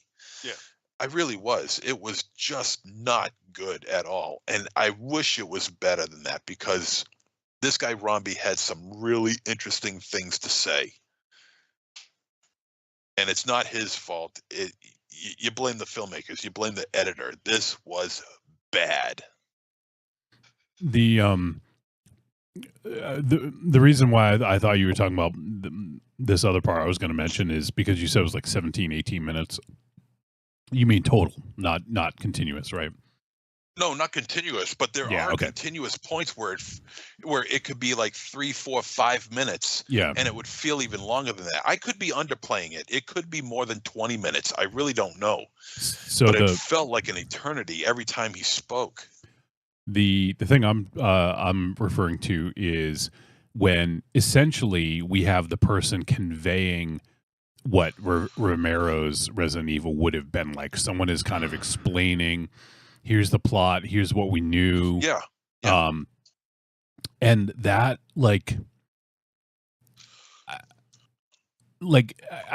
don't know if this would work. So this is off the top of my head, but like if the documentary started with that, like if that's the through line where you're telling the story of George Romero's Resident Evil, but you're taking breaks to then go off and talk about other things, that is better. You don't want to take 10 to 15 minutes of just one person talking. Like I was, even though he was talking about the plot of the movie, I was getting bored, because it's like, give me something more interesting. You need to mix this up. Like you can't just have, someone relaying the plot of what the movie would have been and trying to like visualize it all at once. Like, I don't know. It just didn't work for me. I just thought it was a chore to get through. It would have been way better if if it was split up, like at the begin, like I don't know, like I said, I don't know if this will work, but at the beginning of the documentary, imagine like, it's fades from black. We open on Raccoon City, like whatever, and then doing this thing, and then sort of setting the scene of what the beginning of the movie would have been like, and then going off and talking about Romero's early days, like just a little bit, shorten that, talk about that, and then maybe do a little brief thing about Resident Evil, and then you talk more about the movie or something like that. Like that would have been, to me, more interesting. You have to weave a narrative as opposed to just boom, boom, boom, boom. This happened, then this happened, then this happened, then this happened, and there's like 15 minutes of uninterrupted talking at points. Yeah, it's like a machine gun of words just hitting you, and you're doing everything you can to catch up with it, and you can't do it. It's the Batista. Worse. I feel like it's like the fucking Batista entrance. Someone just shooting you like constantly with words. And what makes it even worse than that is that, all right, so the guy's got an English accent. Fine. Okay. You can still understand it. You can still understand English accent. Speak English. But it's being done over. I don't know if it's him speaking, and that's what his podcast sounds like, or if that's what his recording of what he was saying sounds like, or if they put a filter over it. I don't know. I'm thinking maybe it was a filter to kind of replicate the CB walkie-talkie action between Chris Redfield and Jill Valentine, in the game itself, kind of like when they use the sound effect of the pages flipping. They did use a couple of the sound effects from the game itself, from the first game, but also they run a line of a chyron of subtitles underneath, and you got these awesome visuals staring at you in the face, but you're having a hard time understanding what Romby is saying because he's speaking so goddamn fast because of the editing. So they have to put in the subtitles. But you don't want to look at the subtitles. You can understand what the guy's saying if he wasn't talking so fucking fast. But you got these visuals of the game and various games and storyboards and things of that nature staring at you in the face. And it's like it's totally sensory overload at this point. And they really seriously needed to dial this thing back quite a bit, and they're only hurting themselves because they got such a great concept here about dealing with George Romero dealing with the filmmakers and wanting to make this movie. The most interesting thing I found was when, and we all knew this, is that when George Romero directed the commercial for Resident Evil 2, and everybody knew that. Yeah. But the story behind it was pretty good too, but the whole deal with the subtitles and just talking so fast because of the editing, and it wasn't good. It just wasn't good. Yeah, let me read. Marion says, I was so bored watching this, my eyes had totally glossed over. More so than the interviews, the recitation of written statements and recollections felt never ending. I mean, when the part that got to me was when that one guy, you mentioned his name, Wolfie, I can't remember his name, but when he talked about how George Romero, when he passed away, and how he talked about how he sobbed and sobbed, and I felt bad for that, and that was really sad, because when we found out that George died, it was a blow to all of us, and I guess he feels somewhat justified in feeling that, in feeling that he didn't feel vindicated as being a legitimate film director. Meanwhile, everyone else would say that, look, you're a film director and one of the best ever, you know. But he himself never felt that way, you know. I felt kind of bad about that because George was a filmmaker. He created the zombie genre, and the whole deal with him not getting the job and he was fired, creative differences. I mean, I don't know. I mean, I know that has nothing to do with the style of the documentary. That's the story itself, but that's, you know, just sad and depressing and disappointing. And I don't blame George for being bitter about it. He's got every right to be bitter about a lot of things, you know, when it comes to his career. He's got every right. But you know, can't do anything about it now, unfortunately. And what's done is done, and you know, we just move on. Yeah, it's it's interesting. I was just reading because I was curious what other people thought about this, and one of the sites I go to from time to time is voicesfromthebalcony.com, and it's Jim Morosini, and so he says, let's see.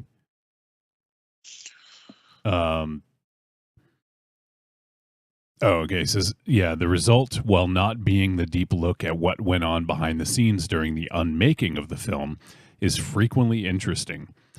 If you're a fan of Romero or the Resident Evil franchise, you'll probably want to see George A. Romero's Resident Evil. More general genre fans, however, may find it a bit overlong at just under 2 hours. He says, much of what we are told comes from not the usual celebrity talking heads, although the creator of the Resident Evil games, Shinji Mikami and Kenichi Iwao, who wrote the original game, might qualify for that description. He says instead there are hosts of podcasts about the games, people from the George A. Romero Foundation, and others who were picked for their knowledge rather than simply being a familiar name to attract viewers. So, I mean, that inherently isn't a bad thing, you know, getting people who are knowledgeable. Because in general, I thought the people who had decent knowledge, but they just weren't insiders. They had no information about this. This is almost more of like, so the difference here is with Jodorowsky's Dune, they had, what was it, like a year, at least a year of pre-production. There was like, they had set up an office and, you know, they had concept art. Storyboard, script. They had started like casting, all that. And whereas with this, it really was just George was hired to write the script, and then that was it. Like maybe there was some casting discussions, but it never got to the point where it was even pre-production, you know? Wolfie, it was even said, like, he did the commercial. Mm-hmm.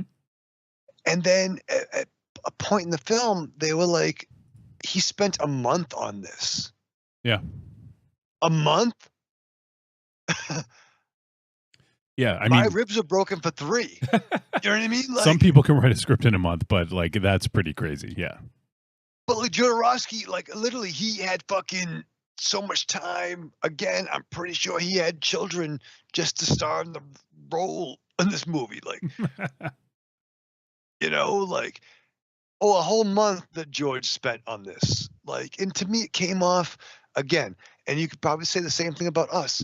It came off like a bunch of fucking marks hearing a story and then filming a documentary. Like, I don't think this was a big fucking chunk of George's life.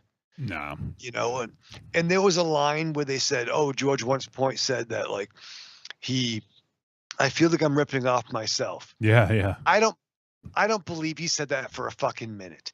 He knows he invented the modern genre shit and all the shit that came after it. Like, come on. Like, it just seemed. Well, he's doing like a carbon copy of, like, someone copied him and then he's interpreting it into something else through his lens.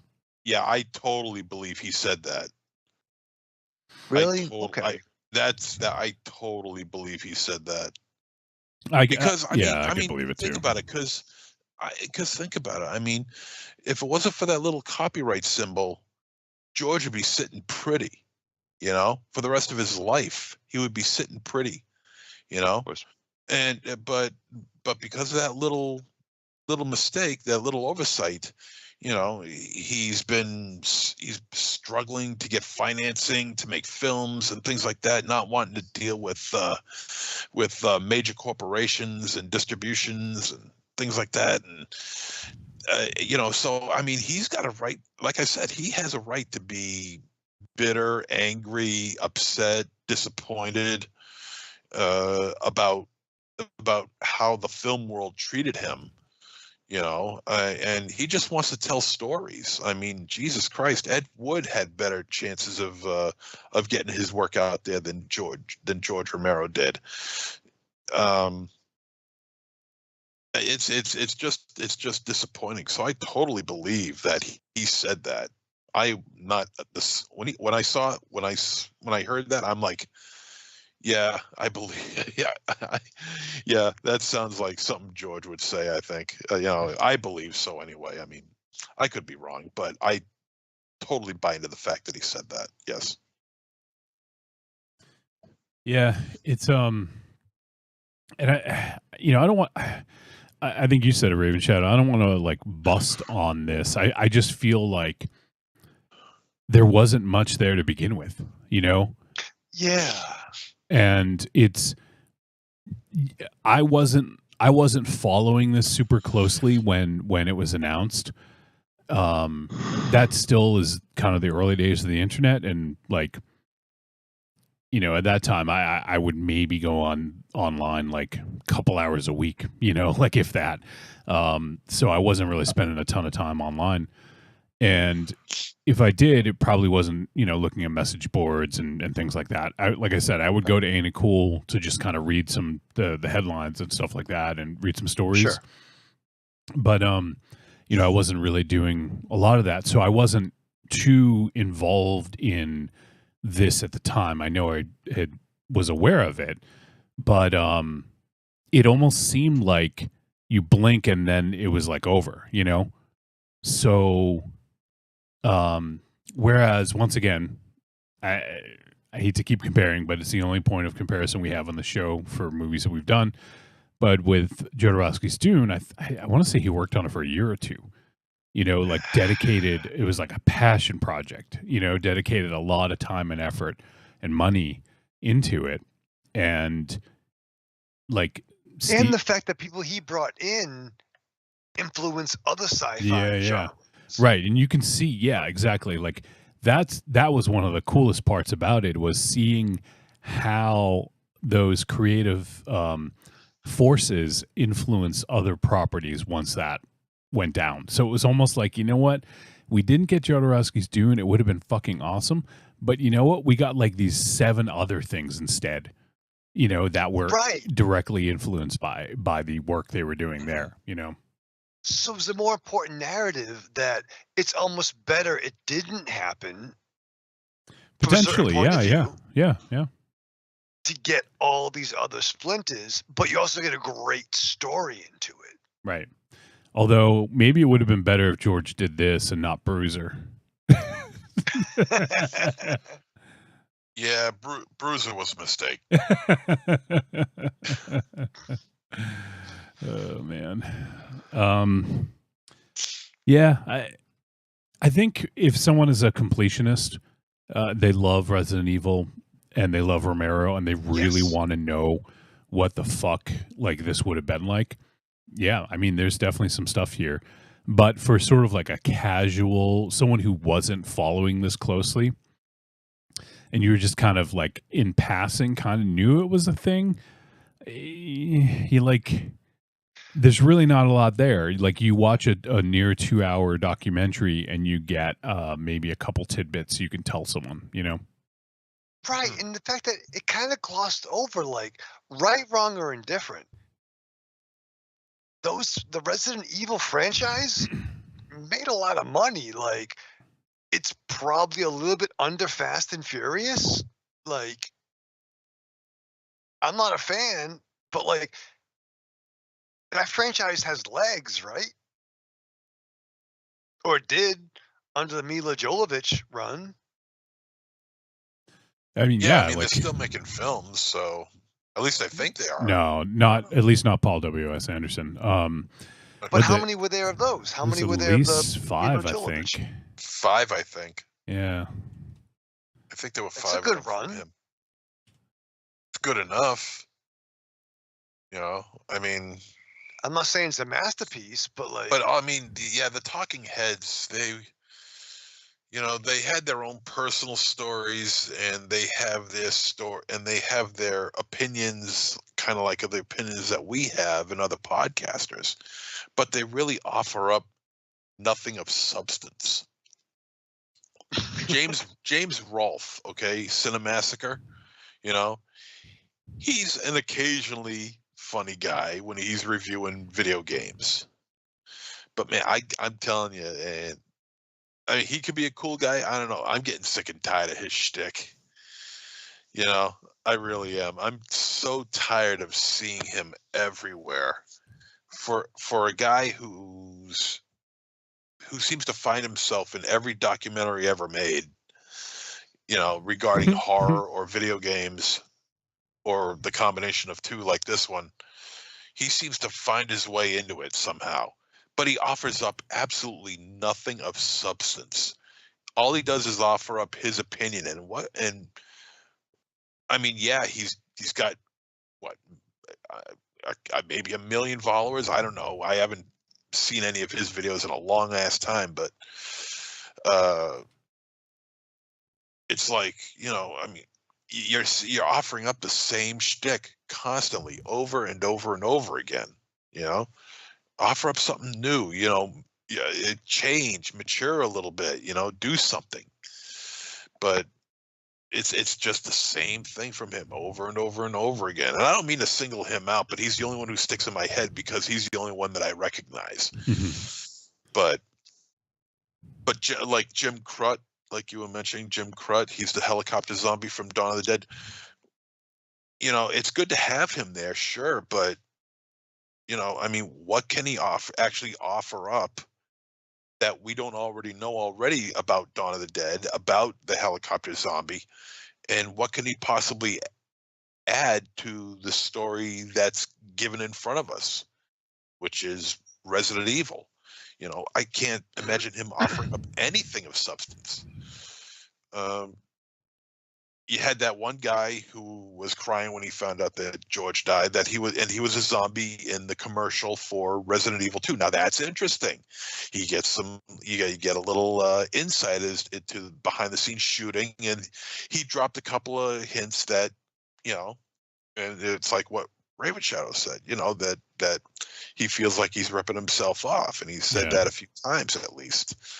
So, I found that to be pretty interesting and pretty telling about how he actually felt about the project itself, and not so much whether or not he was going to get the chance to do the movie or not, but even if he did, he probably wouldn't feel any different unless he had full creative control, But then they started talking about what George wanted to do in there, like putting a cowboy hat on one of the or something on the idea. He said that they wanted to do something really goofy with him, and like glasses or something, or they wanted to. He wanted to do something goofy with the zombies, which would totally take him out of the Resident Evil feel, and it's those kind of creative differences that cause the two to split. Now, I don't know if I believe that or not. I mean, that I have a hard time believing that George would want to do something like that. At the same time, I could totally believe him wanting to do that. Mm-hmm. Yeah. Because look what he did in Dawn of the Dead. He had a goddamn pie fight in the middle of a zombie invasion. So, I mean, so I can believe it, but at the same time, I don't want to believe it, because I think George would have taken this on a little bit more seriously than what they're letting on. Yeah, I mean, one of the things that you could take from this is that what George had written in his script was going to be like more budget than they were willing to give. In which case, you just say that, and then he goes back and does a rewrite. Like it seemed like it was going to be pretty straight horror with maybe some goofiness here or there, but I don't know, like I feel like you need to have some levity at times, you know. So it is, I don't know, the thing is, if you hire George Romero to make your zombie movie, you let the man do what the fuck he wants. He is literally the Godfather. He created what we know of as the cinematic zombie now. So if you want him to do it, then you let him fucking do it. So it's just weird how, like, I don't know, like, and I know it's Hollywood per se because it was Constantine Films. They're a German company, I believe. And, so it's hard to really know what their budget was, what they had in mind for this or any of that. Right. Although I will say, Ravenchild, did you like that they fit in a nice little Fantastic Four? Malcolm? Oh. The Fantastic Four Corman thing? I did. I just thought for that. But what immediately came to my mind when they had the you guys star on the Hollywood Wall of Fame, there was Greg Nicotero. Who else? It was three. It was Greg Nicotero and Malcolm McDowell. And watching that with Marion, we were like, did they pay Malcolm to be there? Because what Corman picture was Malcolm in? I don't know. Wait. You're asking a question that we don't know the answer for, and you want to wait. Well, yeah, but like I get Red Nicotero. I mean, like the fucking dude, that's his boy, right? And who was the other fucking guy? I'm trying to remember who the other guy was. There were three. It was Nicotero, McDowell. I don't remember who the third one was. But, wow. Does anybody remember? I guess not. Nope, let's move on. Yes, let's do that. Dead air. We're killing ourselves here. So let me read Double D's thoughts. All right. He says, I totally agree with Marion. I watch it with very different expectations. Me being a huge fan of the games and the zombie genre, I thought it would have provided me some deep insight on the movie that would have been, but they really didn't tell me anything I didn't already know, and what they did go over was really boring, super disappointing. Yeah. I mean, the thing about a documentary is that you'll learn a couple of things here and there, or just have everything become brand new, right to your face. That it gives you a whole treasure trove of information that you or nobody else knew anything about. And this documentary did not do that. It had a lot of talking heads saying a lot of shit that meant nothing. A couple of interesting situations here and there, a couple of interesting pieces of dialogue, and I think personally, I think the guy Romby, had the most interesting view of this whole deal. But it is just absolutely unlistenable because of the way they edited what he said. It was just terrible. It was awful. I'd give it a lot more leeway if they just let him talk like an actual normal human being spoke. But they just couldn't do that. The goddamn thing is almost 2 hours long. I'm sure if they left in the pauses and the times to breathe, it could have added maybe another, a minute and a half, 2 minutes the most. Yeah. And that got to be an issue? Give me a break. That was unforgivable. All right. We lost Raven Chat. I don't know what happened to him. He probably tried to click on a link again or something. All right. So we should probably start to wind this down, though. Yeah. All right. He said he's trying to get back on. I just got a message. So. Yeah, I see it too. All right. Let me see if there's any other chats before we start to wrap up here.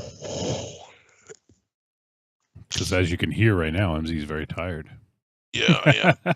And and also, the interviews themselves, they were just in a dark, dank. There was just no mood to it. It just felt like it was a lighting issue with a lot of these, rather than giving it some ambiance. Or, I mean, if they did it like on a green screen and had maybe a background of some of the game, or the gameplay in the background, maybe it might be a little bit more visually interesting, which might tend to perk up a couple of ears and actually pay attention to what some of these guys are saying, even though they really don't add anything. The interviews were bad. The editing on Romby was bad. It was See, this was rough. I didn't think the interviews were bad. I thought the interviews are fine. They just didn't have a lot of substance. These are people who are knowledgeable about what they're talking about. And a lot of times in documentaries, sometimes you'll get people who don't know what the fuck they're talking about, like that, are featured. But I feel like everyone was knowledgeable on this. I just feel that there just wasn't much there. And that's the problem, is that there's just not a lot to talk about. And, this would have been, I think, a fine 45-minute documentary, maybe. But doing almost 2 hours is just a bit much for something that doesn't have that much out there to cover. So yeah, I mean, I thought like the creators of Biohazard, which is what turned out to be Resident Evil, I thought what he said was pretty interesting. But at the same time, there was also moments where I was looking at my watch, and I don't know, man. I mean, you edit out the breathing, but you leave in every single word that these people are saying. That then they just drone on and on and on and on and on about things that don't matter or you don't care about. Kind of like us. Just kidding. Yeah. So I think we'll wrap this up. I mean, obviously we love George, and he is the fucking Godfather. So it's definitely worth a watch if you're really interested in that. But just know that you're not gonna come away from this with like a whole bullet point list of like cool things that you can tell your friends. It's maybe a couple things that you didn't know about that you could get from this. There was let's see, something else I was going to mention. There was one other. I just thought of I thought of another movie that never got made, although technically it did get made, but it was Richard Stanley's Island of Dr. Moreau. Yeah. Now they ended up like firing him and then brought in, was it John Frankenheimer, I think? Yes. Yeah. So they brought in John Frankenheimer and he finished it. But I think it was pretty different from what Richard Stanley wanted to do. So technically, we didn't get to see Richard Stanley's version of it. But they did release the movie. They brought someone else in. So technically, I don't know if that counts. But, of course it counts because I mean, look at Jodorowsky's Dune. I mean, Jodorowsky was slated to do it, and then David Lynch came in. Well, the thing about this though is that the production, they had started production on Richard Stanley's Island of Dr. Moreau, but then they fired him and then brought in a new director and continued production. So that's what I'm saying. Like under Richard Stanley's vision. Well, they changed that. Some of the stuff. I don't know how much. There is a documentary about it, and that's actually a pretty good one too. But I still haven't seen that. I still have not seen that. Oh, you should check it out. It's I haven't seen it in a good 10 or so years, so I don't remember a lot about it. But yeah. But that's a good one too. I'm trying to remember the name of the that documentary now. Is it sort of like Heart of Darkness or no, not Heart. Lost Soul. That's it. Heart of Darkness. That's Apocalypse Yeah. Now. Yeah. Very different. Very different film. Lost Soul: The Doomed Journey of Richard Stanley's Island of Dr. Moreau. It's see, streaming. It's on Tubi. MZ, look at that. Well, but that was a good Island watch. Of Lost Souls. That's the name of it. No, it's just Lost Souls. Lost Soul. Okay, Lost Souls. All right. Or is it Soul or Souls? I just looked it up, and now I'm sure it'll show up if I just put in Lost Soul. Yep. All right, I'll give it a look. All right. Well, Raven Shadow can't get back. I don't know what the fuck he's doing. Well, let's do Verdict. I'll try to troubleshoot with Raven Shadow and see if we can get him back. But yeah, let's wrap up this review and do the verdict. Trick or treat, baby. I wonder if people would say you're a trick or a treat. Trick or treat, motherfucker.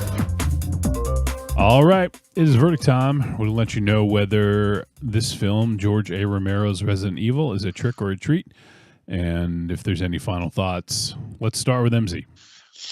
Yeah, I originally put this down as a tepid treat because I figured, in spite of all the flaws and the issues that I had with this, they still are tackling something that I think is worthy of a documentary, and I'd like to know a little bit more about it. But the more we discussed more of it, the more I realized that this was just a failed effort in just about every way possible. I mean, even if there was a score, I mean, I'm sure it must have been bad. But I don't remember that, so I can't speak on it. But there's a lot of issues with this documentary, and it was a lot of fluff, a lot of poor technical issues, technical choices that were made that just made this just a slog to sit through and listen to. It was hard to do this, and to do this for almost 2 hours, I'll tell you, I was exhausted at the end, and I really don't feel like I've learned anything. And I think what's worse yet is that I don't even think I care. I thought I would care. This is something where I thought I would care. Resident Evil, George Romero. I mean, this was something that was supposed to happen back in the day, and we were just itching with excitement when we found out that he was doing the commercial for Resident Evil 2 in Japan. We never got to see it here. So, I mean, even with that little bit of information, we thought just possibly. And ultimately, it did not happen. But the way this whole thing was spilled out in the documentary, it turned out, man, I just don't care. And I think that's the fault of the filmmakers, of the people who made this thing, because I was interested before. I wasn't so interested anymore because I was just fucking exhausted. I went through the ringer with this film, and just there's a couple of areas where it's interesting, and you perk your ears up a little bit, and you take notice, and like, oh, okay, that's interesting. But the rest of it is just fluff and talking heads who either would say the same thing that either you and I are saying, or have no weigh in on this project at all, of George Romero's Resident Evil project, his film. This probably is one of the worst documentaries I've ever seen in terms of information and in terms of technical merit. This was bad, and like I said, I was originally going to give this a tepid treat, but the more we spoke about it, this is a trick. All right. Raven Shadow's having password issues. So I don't know what that means. The dude can't remember a password to save his life. All right. For me, yeah. See, I don't think that this is a... I don't think it's a poorly made documentary. I think it's just the content isn't there. There's not much to convey in a documentary. And what should have been the most interesting part of conveying what the story of what George wanted to do with this, like, to me, that should have been the most interesting part, was actually like maybe the least interesting part. I actually started to lose interest during that, just because it was too much. It was too long and too much, and it should have been broken up. That's the thing that really bothered me about that. And, you know, like, I think you absolutely should supplement interviews with people who are authorities. So people who, you know, were like authorities on the Resident Evil games, people who are like friends with or, you know, studied George's work. And they had a lot of those. And I think that it wasn't anyone's fault necessarily. It just was that there just wasn't much here. There were not enough for a documentary. And I think that's the biggest thing is, yeah, it sucks that we never got this movie. But really, it was just, like you said, the impression I get from this is it was basically a month of George's life. You know, like, that's sort of like, sure, I mean, a month is a lot of time, but for someone who made films for what's better part of 50 years, trying to remember, you know, like 1 month is, you know, it's not a lot of time in the grand scheme of things. So was he really bummed and pissed about this? Maybe at the time, but probably forgot about it right after, you know? So it wasn't like this big thing like, you know, like Dune or, you know, some of the, like even Lost Soul. So I just think that the basis for the documentary wasn't strong enough. There wasn't enough meat on the bone, so to speak, to make a full documentary. And I think that's really the part here that that I think is really kind of failing the viewer. And I feel like with what was there, I think there was a better way to go about telling the story, as opposed to just I don't know, like, you weave a narrative. I think if you were to weave a narrative in here and include bits of the script throughout, I feel like that would have been a better way of doing it. And, you know, maybe there's something in the end of the script that you could have tied into a real life event or something like that of, you know, just, you got to weave a story. And in here, we didn't really get a story. We just got talking heads, you know, and I think that's the biggest failing of this. I'm glad it exists, and I'm glad that I saw it for sure. But yeah, I think it's hard to recommend to anyone who's not a Resident Evil diehard. Even George A. Romero diehards, I think they can skip this if they don't care about Resident Evil, because like we talked about, it was just like a month of his life, you know. So yeah, I don't know. I feel bad, kind of like busting on a little bit, but I just feel like there just wasn't a lot there to tell the story. So that's it. Let me check on the chat. Well, what are you giving it? Oh yeah, of course. I'm going to give it a trick. Yeah. It's not like a hardcore, like, avoid this at all costs. It's just, you know, I watched it. I didn't get a lot from it, and it's hard for me to recommend it. And there's no way I wouldn't watch this again. Whereas Jodorowsky's Dune, once again, unfairly comparing it, I absolutely would watch that again. I actually have seen it more than once. So Yeah. Well, I mean, Creepy Girl, she told me that she watched it and she was bored with it. And I'm thinking, when this was about a week and a half ago, and I'm thinking to myself, well, it must be because maybe she's not a gamer. Maybe. That maybe it just had to do with it being a video game, and maybe she's not a gamer, and maybe she, it just didn't interest her. Mm-hmm. Yep. And little did I realize that it that it runs much deeper than that. Yeah. And also, just having just George at the end, is that's just criminal. Maybe it's not the fault of the filmmakers. Maybe it's the only footage that they had. Yeah. But man, it definitely cheapens the feel of the documentary. All right.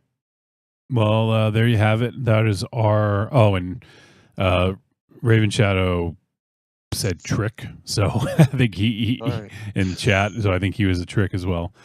So we're not starting this year off very well. No, I got 3 tricks in a row. Okay. Wait, let me see. So we did. Oh, okay. No, I like Y2K. We did Y2K, The Monster Beneath Us, and then we did this. Yeah. Well, I think next week's going to change things. You've already seen it, so I know what you think. But I think next week we'll change January's fortunes because we'll be doing Robert Eggers' Nosferatu. Bobby Eggs. And it comes out on VOD. I think it's the premium VOD. So you got to pay the top dollar, I think $20 or something like that. And you can check it out on Tuesday, January 21st. So it'll be hitting in a few days. But